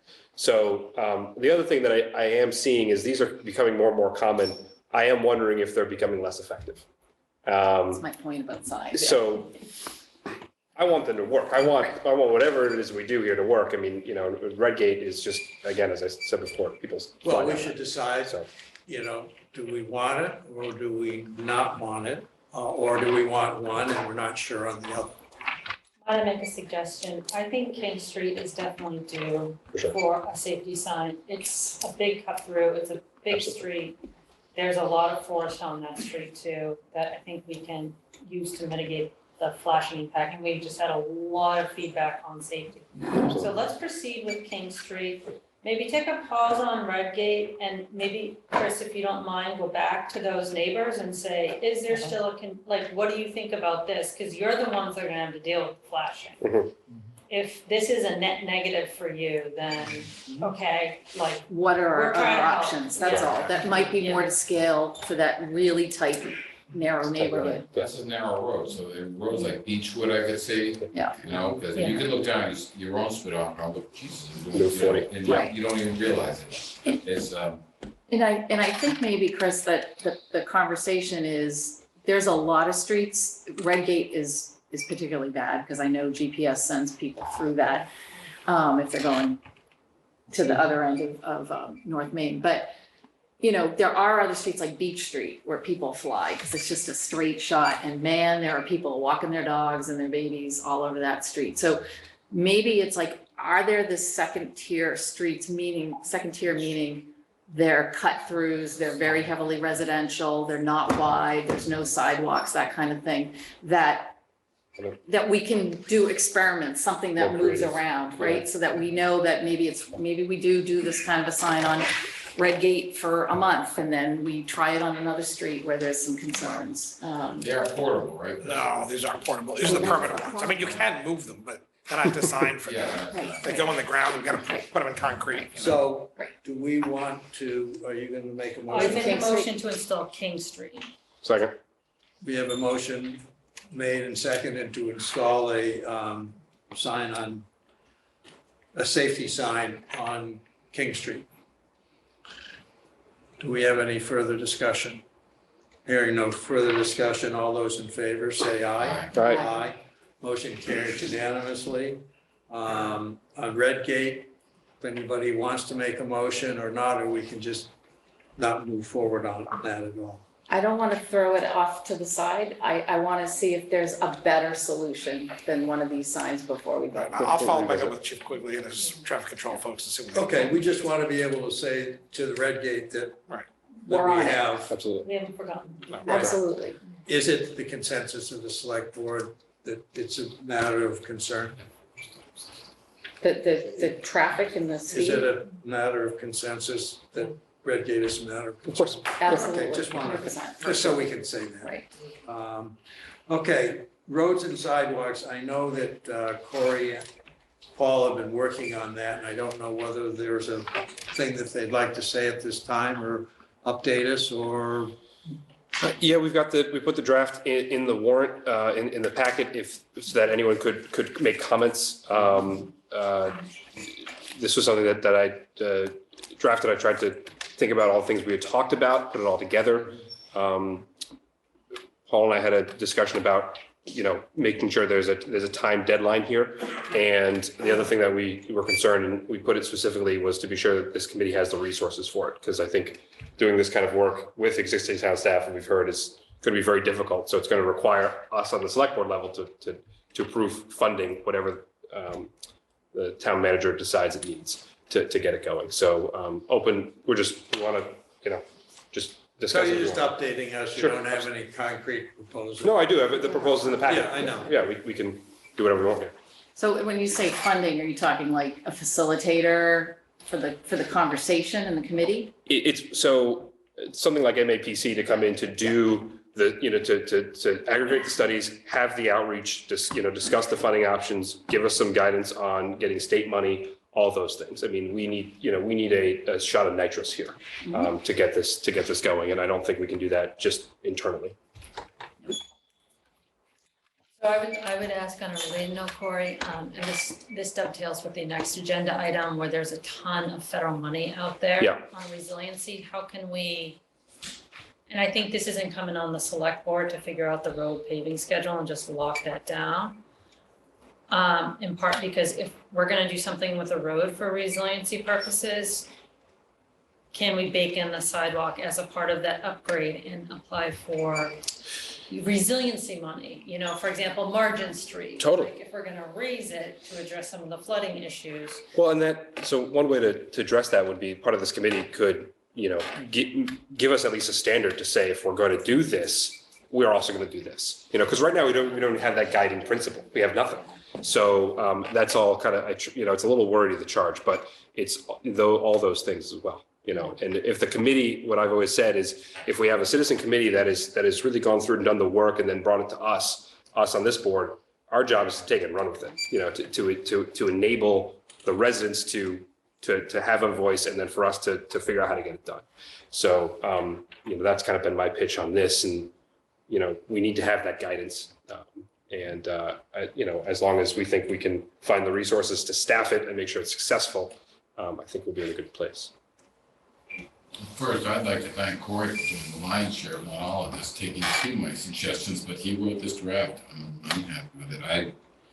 I have to dovetail on what Gene says. We do road and sidewalks that we have, instead of roads, then sidewalks. Do you see what I'm saying? Oh, totally. Yeah, you're right. Yeah. Because maybe prioritizing, because we know we're gonna be hit with a petition for King Street. Mhm.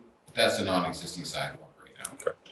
But we've got sidewalks that are falling apart. It's how we prioritize what they're gonna hit, like say Jerusalem, say Pleasant Street where the kids are walking and things like that. The sidewalks are literally going into the ground. Right. Or they just lead right into the road.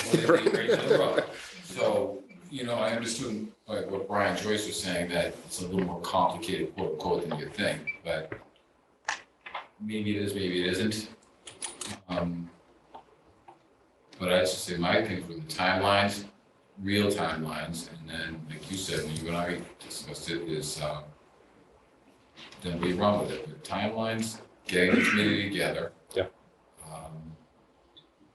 Again, the resources they need, and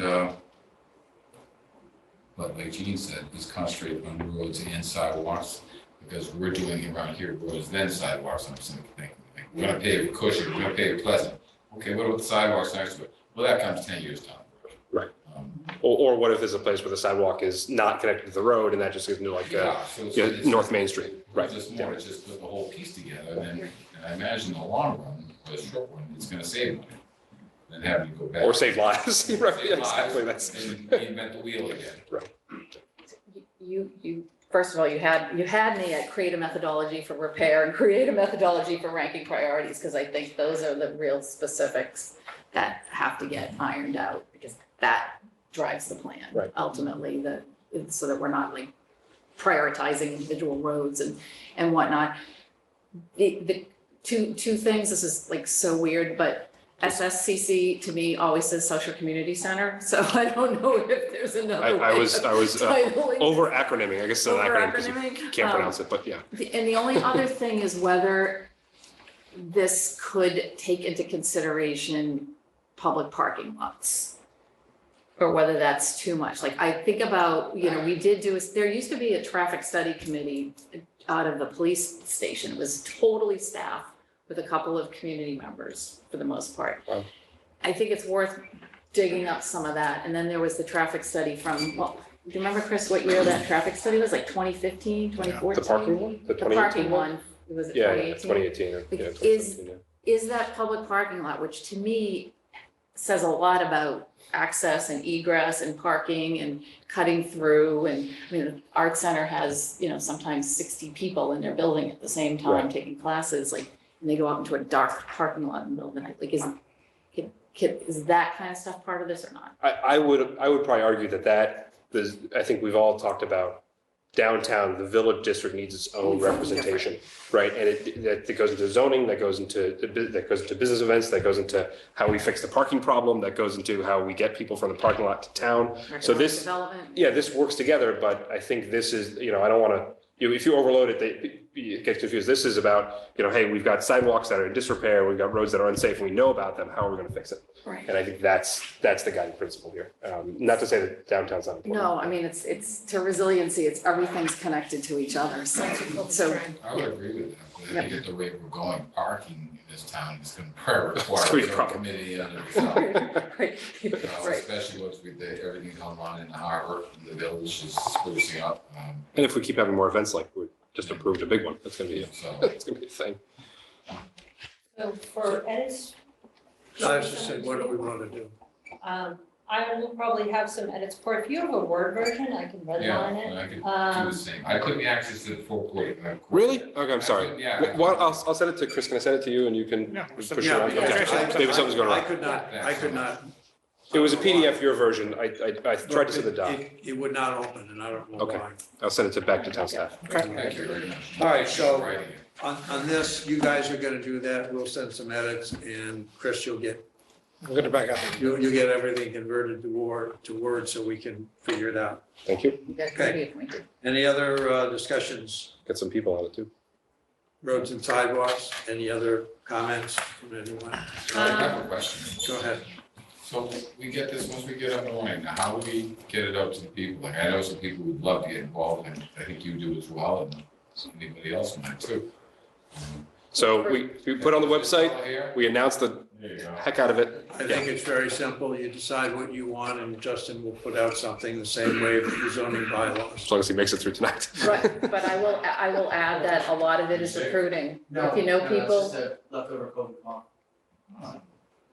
Paul, I would also add that it's a lot of recruitment. I mean, we can put stuff out to her blue in the face, but it's really making a call and saying, hey, this is an opportunity. People You will all line up for commit to this. finding one person each, you get five. Yeah. Yeah. There you You go. wanna How many be- people do we want on this committee, roughly? I've got 9 right now. That's a big group. I've got 3. Right, it's a big group, but I think we'll have a line out the door for this committee. I mean, Are there people who are concerned for their street and want to go on the committee? In which case, that's not necessarily who we want on that. We want people who are more broadly concerned. Otherwise, it's like if everybody wants this for them. Just you guys decide who you want on that, but that's something to take into consideration. That's our responsibility through the appointment process is to kind of assess you know, do we have 6 people from King Street? That's probably not a good committee. And that's actually in the Right. charge. Yeah. The charge prioritizes distributed committee appointments for that exact program, which was, I think, your idea, Gene, during like weeks ago. Yeah, months ago, yeah. Four corners, I think we'd be in good shape. Exactly. All right, so we're all set. Any other questions we want to do I on this, think, Jane? I think before this committee really gets up and going, I do think the select board has to confirm the road paving schedule. We sort of backed into it, but we need to lock it down because that is gonna influence the sidewalks. I know Brian has his list and we had an Excel document we got at the end of August, and I do think it is the select board's job to lock down that road schedule because part of it is we have to give residents a year notice. And so I think once we do that, that will help the group then do its work. And I think we should look at the road schedule with an eye towards resiliency and like trying to really maximize federal grants as much as possible in order to. Do we want to put that on the agenda for our next meeting, or is that too soon? I think we probably wanna post the schedule Brian Joyce has proposed. So we can get feedback if people disagree and maybe that's something we can send to Justin, so that way we can get that information coming in the door, review it, and then go from there. So that way the sidewalk committee is ready to hit the ground running. Good. So Chris and Justin, you'll make sure that notice goes out? We'll talk. You talk, fine. Okay, No piece of paper. everybody else set? Anything else? Any lingering comments? Okay. Residency coordinator, this is a vote to fund and hire a coordinator, and the coordinator will also, because resiliency requires grants, they will also be kind of an all-purpose grant. You can have it electronically, but here it is. I'm not very old school with this, so it's a draft and job description.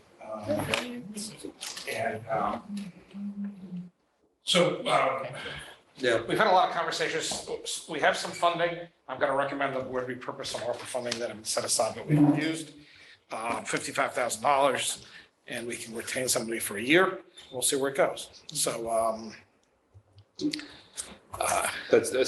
We also have the sustainability coordinator that we have with Hingham. we have a share of that. That's gone not very really slowly. going anywhere.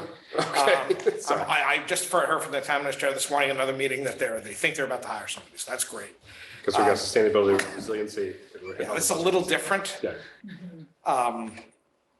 That said, there's definitely things, as you were just talking about, right? The sidewalks can become a big thing, seeking grants around the harbor to enhance and. My impression, Chris, is this was to supplant the split funding with Hingham. Well, because it's been so separated, that, again, if they end up hiring somebody, well, we'll take some hours from them and use it for something, I'm sure. But that would be their employee anyway, it wouldn't be ours. Okay. We would get a piece of it. So we want to control, but are they getting some of our money to pay for it? No, they got there was a unified grant that Representative Mosquito got that it went to Hingham. Right, And we're supposed to be getting a chunk of that service time. It's just taking a long time to happen. which, all right, so. So if that comes together, if this comes together, that comes together in the next week or so, we may end up only needing part-time on this. We'll see how this comes together, so. But I'm just, so, This is, if you like the concept, and again, I don't necessarily need to vote on this. If you want to make some comments, please get it back to me by next week, and then I'll have a better idea on Hingham in the next week. Kim pulled this together. I mean, she didn't pull it, we have a standardized form, and she looked at a bunch of from the web, so. I mean, I gotta say, the work environment description was scared the hell out of me. Some of this, Paul, is very required to, this is, a lot of these are required by ADA rules, you have to actually explain this. This is generally not unpleasant. I know it sounds very. keeping my mouth shut. I got like 7 things to say. Keep my mouth shut.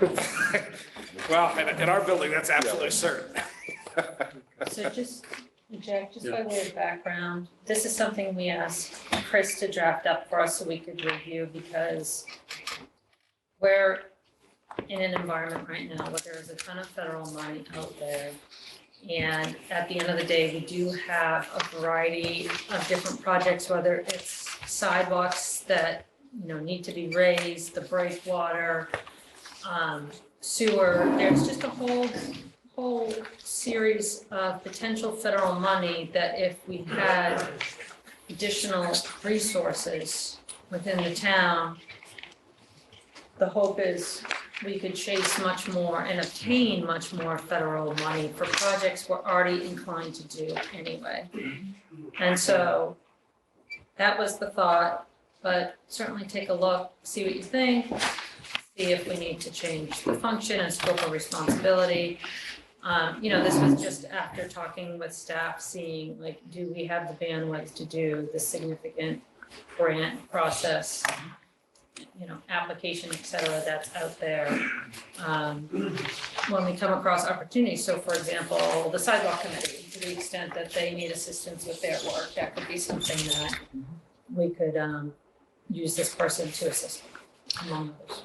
Yeah, we had, last spring, we were trying to get somebody to do grants and that just kind of never got quite organized. So this is better or partially understood as somebody to go down and chase down grant money for a variety of things. So we need somebody who's a specialist in there, and that job should easily pay for itself.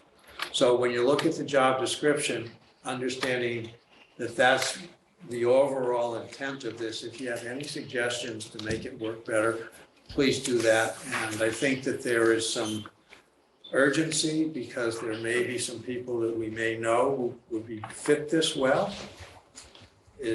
Chris, how would we diplomatically discuss? If you want to apply when we post, they can just respond to the post. So the sooner we post, the better. So this person be doing the applications and following up on the grant applications? Well, so I think yes, not all of them, right? But as Gene has been pointing out, there's really a boom, particularly in areas that we're working on right now. And resiliency is a pretty broad concept. Yeah. So sidewalks are part of that. The harbor's part of that. Environmental projects are part of that. And I work with planning and Lauren and Cassandra and also with Michelle a lot because we're doing complete streets, we're doing green communities. There's a whole lot of programs out there. We want to stay plugged into them as much as we can. And they all, and again, we're seeking money to move projects that we want to move. There's a lot of money out there. We're not going to apply for money for, small farms in the Midwest. So Well, I get that, but wouldn't we put our eggs in one basket? This person in this position would be applying for all the grants. I mean, it's kind of centralizing operations, so you don't have, you're applying for a grant, Gene's applying for a grant. Well, we coordinate that now. That's what I'm saying. Yeah, so Michelle does, a lot of that goes through Michelle. So, and again, this is only funded for a year. I don't want to create a whole office and then find out, we don't need them anymore and then not have expert. I think, Paul, it'll evolve. That said, I think there's a unique moment right now where there's more money in some very specialized areas that fit right with what the town wants to do. Well, I fully agree with you on that. I'm just saying, so we keep track of who's doing it. Yes, so I think they'll do a lot of that, and under Michelle's overall guidance, because she's coordinating she coordinates the capital plan, and that, so much of what we do runs through that. So, all right, any feedback would be great. Yeah, my only, you kind of mentioned it, is using one-time money for, potential long-time position. Well, so I don't want it to be a long time, so that's. Can we make it a contract position? Well, it kind of is, but, It's just a 1 year.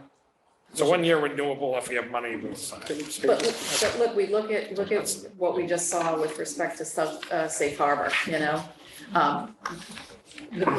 because we made the investment, well, it was actually done by a volunteer, but let's take it from this point forward. Because we made the investment in a position to be able to do things and chase grant money down, we're getting money. And they proved their worth.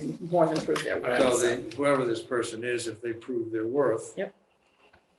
then we can do that.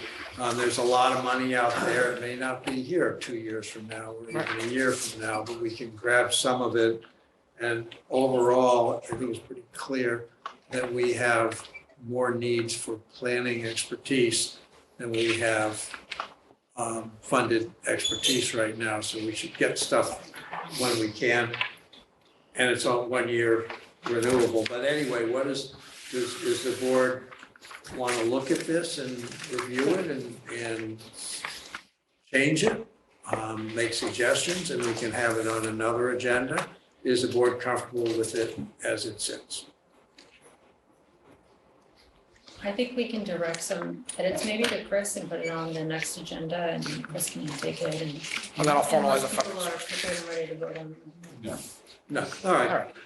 My only question is, do we have to approve it?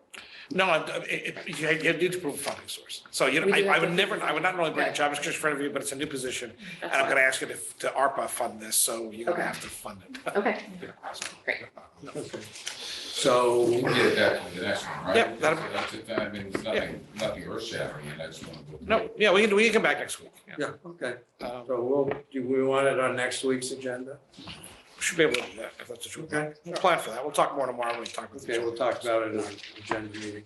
Okay, any other discussion on that?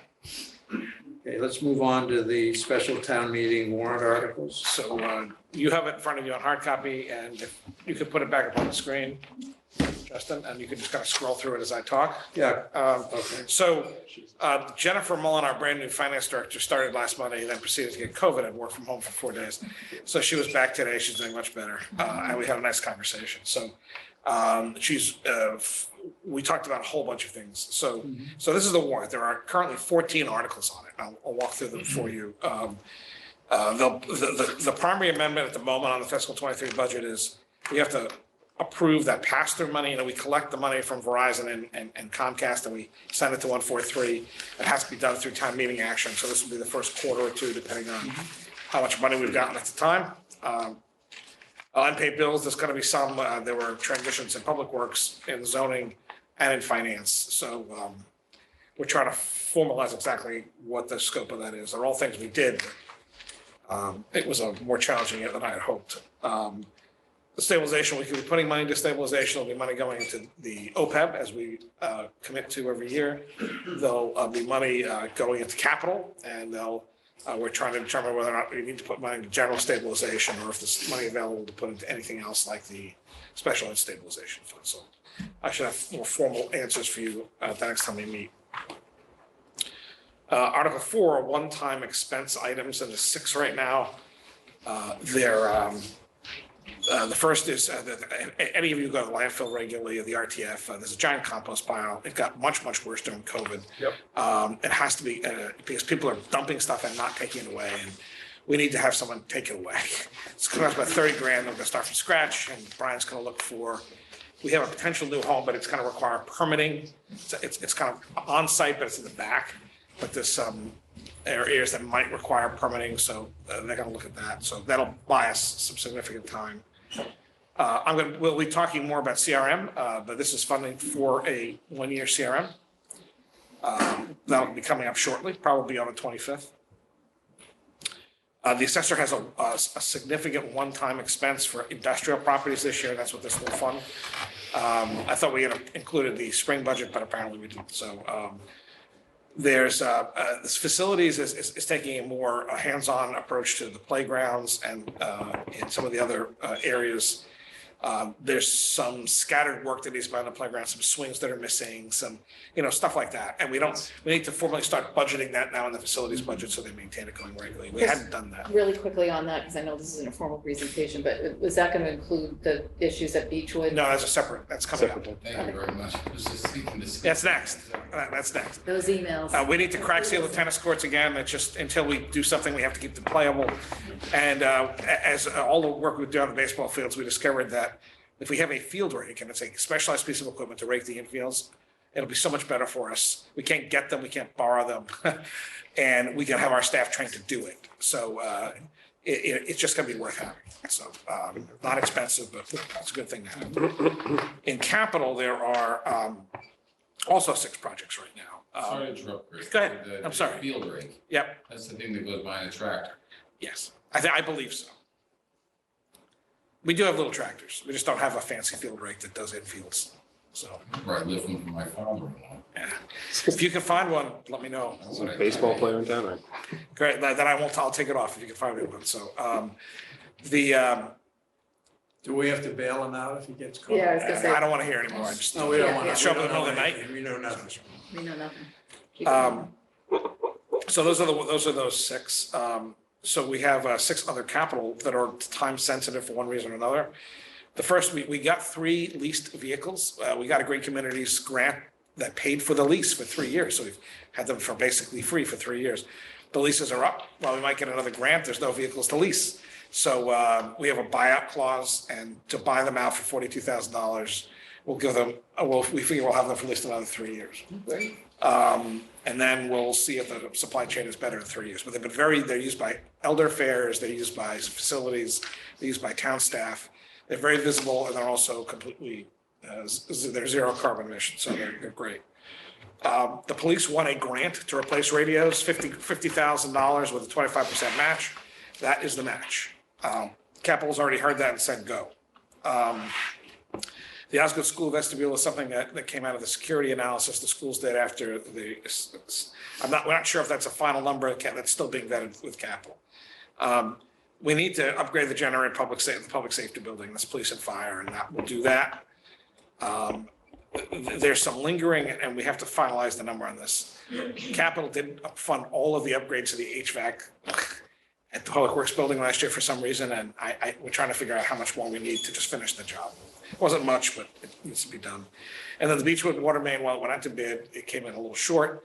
It was going to be $100,000 coming out of water capital stabilization to fund it. So those are the questions on this. Capital's already started. Capital met last week. They meet again this week, and we should be fine. Good. Good? No, good, sorry. The next one is CPC, and that gets to your question, Diane. There's actually, there's one other on here now. So I don't know if the lacrosse wall is going to happen. So the first is the library amphitheater. You may have already seen a presentation. The library is looking to build what amounts to an amphitheater on the Sawyer Street side of the building with what are the fences you hang like grapes off? Those pergolas. They're gonna put some of that on top, and there'll be a little stage at the bottom and some seating. Outdoor events have gone over huge. People love them. Love them. And this will be huge for the library. Lighting? No, I think there'll be some, it's mostly a daytime event because they do most of their events during the day. But I think there'll be some light, very mild lighting, but you'll see the presentation from the library. So they're going in front of CPC. There's a possibility of a lacrosse wall. I'm not sure if that's going to come through. We don't have one in town. You bounce the ball and you catch it back. It's on here as a placeholder. I don't know if they're going to make the application or not. There's a presentation being pulled together jointly with the town on Beechwood to do some upgrades, and that will go to CPC next week. And there's another project that I am forgetting, and I'm sorry, but we'll see it. I don't have it so in front of me. Yeah, just for really you, Corey, but everyone else, I've been working with Michelle on Fields and Rec, which includes the lacrosse wall, to try to come up with all the different options and get feedback. I mean, there's some significant cost to all of the options. Yeah, right. And so part of it, what we're trying to figure out is how can we do this in phases, starting with like low hanging fruit to make impacts, like things like lacrosse walls, but does that make sense in light of the bigger plan? So stay tuned for more. I don't know if we're gonna be ready in time, but we're trying to see what we can do. Okay. Great. And they meet next week, so everyone's starting to. 24th, I think it just got pushed off. Okay, they're on the 24th. Yeah. CPC 24th. Article 7 would create a new revolving fund. So we've always done flu clinics. I would just kind of handle it on the side. We're doing more flu shots because we've been targeting our elders more directly, and they're happy with the work we do. We've been doing COVID boosters. That may become a more regular thing too. Great. The Board of Public Health wants to kind of break it out in a little revolving fund because it's also the accounting's a pain. It's really a pain. It's not a lot of money, but it's just a pain. So and we have like bills that lag a year because insurance company reimbursements are horrific, and so I'll just take it off separately. I don't know if they'll ever run to 30,000. That's just a number to hold. We're receiving funds like every other community in the country from the National Opioid Settlement. And we need to create, and I'm having counsel vet the language. We thought a reserve fund might be the answer. It's not. You can't put settlement money into reserve funds. So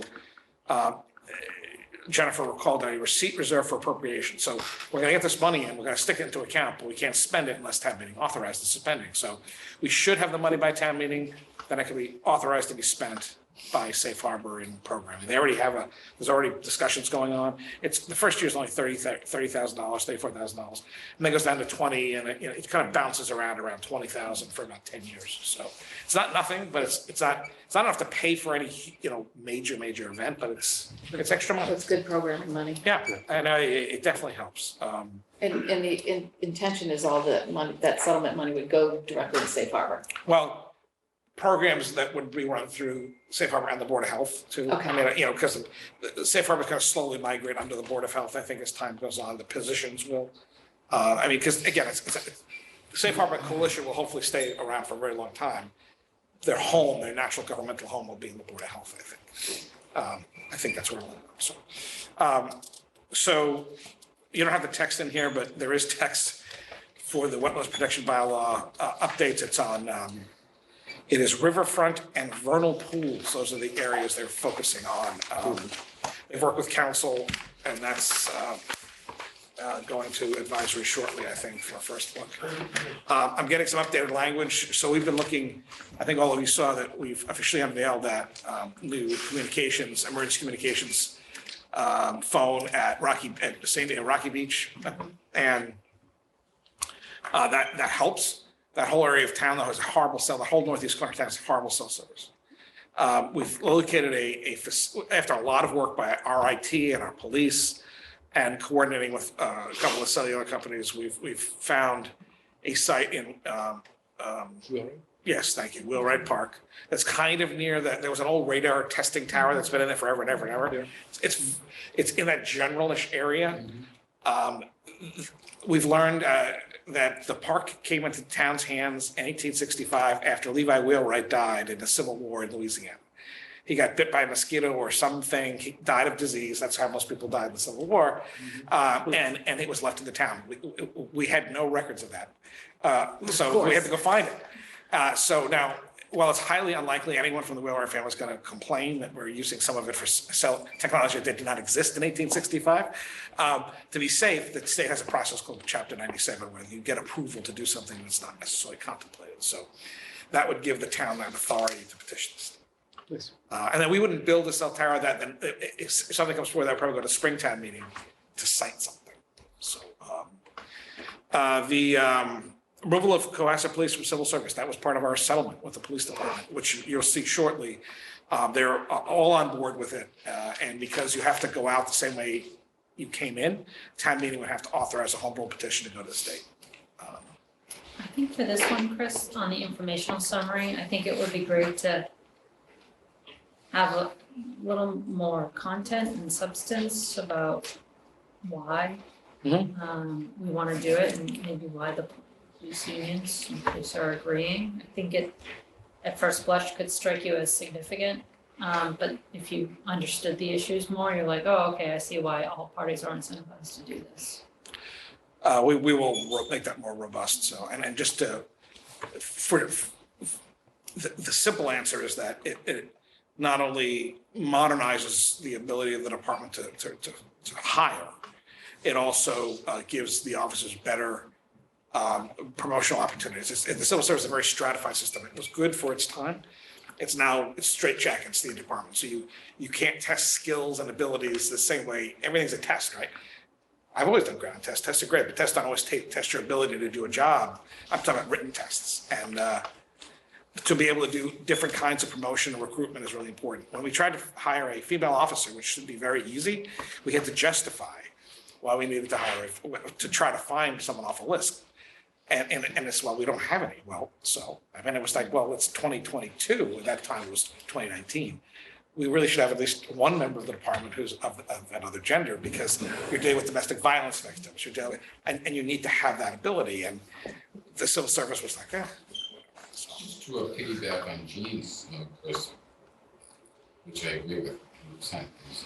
If it looks good, it might help us in other departments as well, if you know what I mean. Yep. If it's they go, whoa, that looks pretty good for them. Because it's not just the residents reading that. I understand. It's a much bigger audience. So Article 12, there are cell antennas at the water department on the water department tanks. This would extend them. It's AT&T and Verizon, and all the money from that goes to the water department and helps subsidized operations. The last two are the citizen petitions. One is King Street sidewalks. The petition seeks funding for a feasibility study.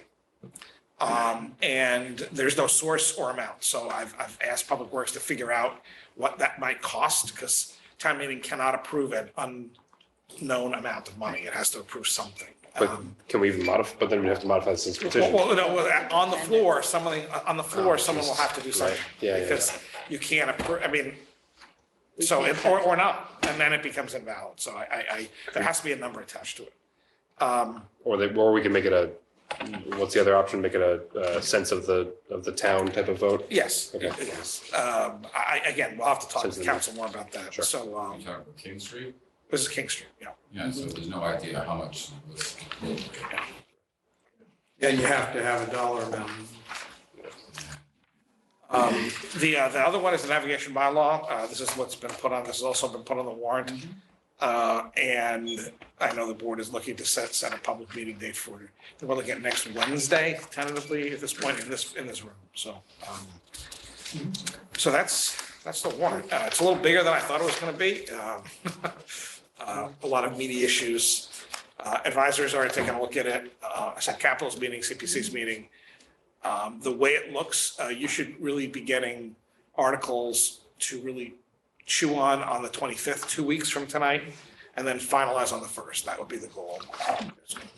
Any further comments or discussions? Just two quick Yep. things if I could. What's next Wednesday? A potential public meeting of the board. I think Tracy or someone had polled all of you about this last week or a week before. I'm unfortunately not available. It's just Informational. there's so many people who've expressed interest in that particular topic to have it a separate night as opposed to wiping out a whole select board meeting with an hour and a half of. This is on the navigation. Yeah, bylaw? just to get input from the petitioners and the public. Okay, and then what's the schedule for advisory hearing these articles so that we Yeah, so get their, that's what I said. So in 2 weeks, advisory, Capital's working on, CPC's working, and advisory's working. The goal is by the 25th of October, 2 weeks from tonight, you should have a bunch of these ready. Okay. And then you should finish them on the 1st. That's the plan. So, knock on fig wood. By the way, as long as we're on warrant articles on the citizens petition, we can discuss this or not according to the thought of the board. My thought is that there should be a public hearing. We may or may not want to have a select board meeting. We may want to have it a special select board meeting. And that would serve as comments only, no discussion. We would probably not have town council there because there might be potential litigation. It's not a good idea to have your council subject to questions, or if town council is there, then we would not allow them to be questioned. The whole idea is to let people come pros and cons. We would also invite the Situate Select Board to be there and their town manager if they choose. And the idea is to fully vet this and give everybody in the community the opportunity to speak to that. So is there a sense that that's an appropriate thing to move forward with? If not, but I do think we have to have a public meeting on this. You can take that. You can take that down. Well, we talked about this 2 weeks ago in terms of the navigation bylaw, there's been some movement afoot since. I definitely think we still need to have a public meeting where people can, air their thoughts, and I think we listen. We were trying to find a good date over the next 2 weeks to do so. And just sort of leave it open for comment. If they have questions they think the select board should consider, they can pose them to us, and then we can take them under advisement and go from there. It's not for us to debate. I think it's for us to listen. So we want to make sure that every element of the community has a chance to publicly speak to the issue. You suggest having a Situate there? invite them, allow them to come, but if you think it's not a good idea. I don't think that's gonna go over too well with them, period. They're kind of coming into, for lack of a better word, a hostile environment. People there are gonna be 9 out of 10. They want to be heard.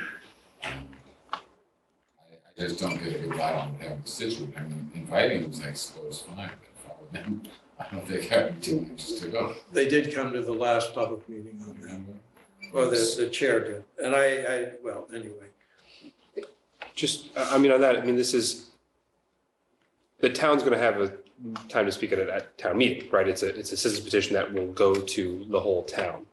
I'm a little bit unclear on what, if we had a hearing of some sort, considering we're not sponsoring this, it's coming from, I mean, I don't quite understand what the format would be, and I'm also share concerns with Paul about, you know, if this is a negotiation, what exactly is it? And It's not a negotiation. well, so Situate, why would we kind of have them? So I just, you know, Makes no difference. The thing is, there's a widespread demand for a public hearing to understand this and discuss it, and we're just. but can we host it if it's a petition? We really can't answer questions. We didn't draft the language. We We're didn't. not there to answer questions for that. If So it's a hearing. I think somebody from the group who's doing it may be there for questions, but we're just, you know, if you feel that we shouldn't have a public meeting on that, then we could not have a public meeting.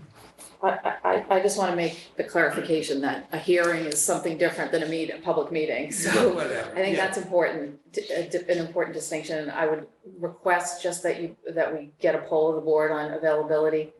I run a nonprofit, I have a lot of night meetings that I'm obligated to the board. I want to be as flexible, and there's certain important topics that I don't think it helps if a select board member is missing. Yeah, and I think traditionally the select board hears from the citizens petitions, right? It's just, we know we're gonna have a lot of interest, and so I think if we can carve out a meeting time that. One thing we might consider is, you know, and it's in this whole thing about information summaries. I keep thinking about, you know, when you get your state, you know, voting thing, you get the pros and the cons. And we hear all of these articles and make a recommendation on whether to recommend them to town meeting or not. That's our role in this process. So maybe we just take the 2 citizens petitions and meet out and have it as one night where we're hearing from the proponents and the citizens. It's a public meeting, so at the discretion of the chair, anybody can speak. But we're really there to get that input so that when we make our recommendation votes for the warrant to be sent out, it makes sense. Whatever way the board wishes to do is That way we're fine. We not just, creating something completely different for any one article. Everything's kind of being treated the same. I've made it very clear to Mr. Davis that this isn't his show. And not anything against him. I think he's done a tremendous amount of work on this. But this is a select board, and the select board is facilitating the meeting. It doesn't mean we have to vote yay or nay to recommend it. We could simply say, we will respect the will of the town as expressed at town meeting. We can decide to do that however we choose to do it. But I do think it's very important that we do have an open public meeting, whatever you think is the best, because it's not really a hearing. I think if we could send Tracy our availability over the next few weeks, so she can find a mutually agreeable time as we try to navigate times, that would be helpful. And availability of this room. Yes, that's important too. 'cause, Space. Yeah, this is being used more and more, so. So is everybody comfortable with that? So who would be hosting this meeting? So- The select board? Yeah. Diane explained it well, and I didn't, I wasn't. So we would be listening to the proposals from the residents. They would come to us with a 2 citizen decision. Right. We would just hear them basically. All right, so Yeah. we're We'll- hosting the. we'll no know- comment. Select board meeting. No comments. Or we could ask questions, right, yeah. Yeah, if we wanted to ask questions, and I would presumably chair it, I don't have to, but if I chair it, I've made it very clear that I will chair move it along. If you've said the same thing, you don't keep saying it again and again. And if you're saying the same thing, you can say, I agree, but we don't hear the same arguments again. I don't want to be here till 11 o'clock. Speaking of which. So, are people comfortable with this? Yeah, we're gonna do it, so let's do it. Yeah, great. Oh, we're working on getting some dates. So, Yeah, I and just to wanna and to make sure piggyback on that, Everybody's happy. the Okay. formal meeting additional date will be the 18th. It wasn't originally on the calendar, but it is a Tuesday. And I think it's just necessary with the scheduling of everything for town meeting. And also help, I think, keep your workload to a manageable level. Yeah, on the 18th. On the 18th. Yeah, Next just week. so everybody's aware that when Gene and I, we meet with Chris on a weekly basis, actually it's been twice a week, we frequently find that we have a crush of things that come up which are unexpected. And we're going in a special town meeting. So we don't like going to extra meetings any more than anybody else, but I think sometimes things happen. So just so you understand what it's like to try to get these things together. So everybody all set with a meeting for the 18th? October 18th, select board meeting. Yeah, it says vote, so I move that we add a select board meeting to the October 18th. Yeah. Second. Technically, we don't have to have a vote, but we wanted to bring it to the select board to make sure everybody's happy with it. Okay. Town manager update. Just say, everyone say aye. Okay. Aye. Okay. Did you want to talk about the review process, Jack? Did you? Oh, I'm sorry. Well, that's because you went over that. I know, I'm sorry, I did. Yeah, I was just wondering. In the past, the HR director has coordinated that. And the thought is that it's kind of difficult for conflict reasons for her have to write the report for her direct boss. So there's also an opportunity if members of the board felt there should be additional questions. As you all know, I sent emails out to every one of you individually, and not so it'd be open meeting issue. Nobody had any changes, so the changes of the substance of the review will remain the same, presumably. But what we would have is have our town council be in charge of compiling the reviews and writing the report. Your thoughts and comments on that? So just a question on difference, because what we've done in the past, the only thing that the HR director did was compile the aggregate on the numbers, because the rest of, each of our individual reports were presented to Chris as individual. This is Diane, sits down with Chris, this is what I have issues with. And it was kind of the compilation of the aggregates that she or he or whomever would put together. She wrote a report, separate report. She compiled, right? She just More- grabbed. Yeah, it was just the numerics though. Everything else No, was there our. are some, if you look back, you know, I've. Oh, pull in some of the comments, right? Yeah, right, she right, okay. pulled them together, and I just think it's not fair No, to, I have do no that. problem. Jean and I talked about that when we did the contract, that I think town council, it just town councils, the logical takes person. any weirdness out of it. Yeah, weirdness. But I want to make sure that we each still have our own Oh, opportunity. yes, there's no to change. Pull Yeah. our reports together and deliver Oh, those to yeah, and Chris. everything for his remains the files. same. The only change is as it comes together, it goes to town council. Because Paul hasn't been part of this, but, I'm listening. and Next year. right, and you wouldn't be part of this process because it's for the previous fiscal year, but there's only so much we can actually present in public. So we each do our own review, we talk to Chris about it, and then it goes into his personnel file. And then there's this kind of aggregate report that gets presented usually by the chair that will be aggregated by council in this case, that just summarizes the results of the four. Because we can't look at each other's, and none of us can compile them because it's a violation of the open meeting law. And there's So Chris, also, you won't have the pleasure of my company. this I'm still No, you happy to should sit with still you. visit. We should still talk. year. you can still take it for coffee. So we're using the same form, same process, so we all fill out the form individually, we submit it to It's town under the council. supervision of town council. Wonderful, thank you. That's perfect. And everybody has had an opportunity to weigh in if they thought there should be changes, or even whatever. So everybody's had the opportunity. The only change is that. Is everybody all set with that? I think we probably should have a motion. I move that we adopt the same process as we've had in the past, with the exception of having town council do the kind of composite aggregate review. Second. Have a motion made and seconded that we do the process as it has been done before, with the exception that this compiling is done by town council. Made and seconded. Is there any further discussion? All those in favor signify by saying aye. Aye. Okay.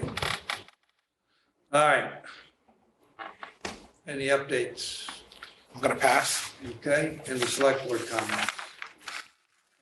Start with I'll just say that Chris mentioned it earlier, they had a little dedication. Justin, thank you for coordinating it, of the call box at Black Rock Beach, which is, I hope nobody has to use it, but is certainly a comfort to people in the immediate area that use the beach to have it there. So thank you for moving on that. Corey. That's it. Yeah, on that note, public safety in town has had a busy couple of weeks, so just shout out to all those guys, with unfortunate outcomes, but appreciate everyone's efforts on all fronts, especially the last couple of weeks. Well, That's my big comments. I would like to discuss next time some of the committee assignments and see how they're parsed out. Just so we don't have talents being wasted. So Diane and Corey, myself, Jean, talents are being not used or utilized in the correct way. So a lot of people have different experiences in other ways, and I think we ought to inform about how the committees like. And who votes on those committees, who attends them, and things like that. Jane? On a related committee note, I do think the zoning bylaw committee is doing a great job with very hard content and a very hard job. So I just wanted to thank them and thank Justin, because I know that that is a hard job also to communicate about zoning, which is not easily accessible or an easy to understand topic, although easy to see the results. And so thanks, Justin. Thank you, zoning bylaw committee, for your hard work. I will accept that for Tom Callahan, which we owe a debt of gratitude. That man has worked so hard for the town. Tom, if you're listening. Okay, the only comment I have is I reiterate about Safe Harbor and the absolute crucial part of getting our kids dealing with drugs in the middle school. That's when they're vulnerable. That's, if you notice the number of ambassadors that they have, and the ambassadors are older kids who are an ambassador to their younger kids. To have that number of ambassadors for a small town is just phenomenal. And every parent in town should be very, very grateful, because it's a horrible thing to lose a child or relative to various forms of opioid and alcohol abuse. So thank you again to Safe Harbor. That being said, I'll move to approve the minutes from August 2nd and September 20th. Second. we've made a movement for the August 2nd, September 20th. Made and seconded. Is there any discussion? All those in favor signify by saying aye. Aye. Motion carries unanimously. There are no topics within 48 hours. Second. Chair will, Motion made to adjourn. second. All those in favor? Aye. Aye. We are adjourned.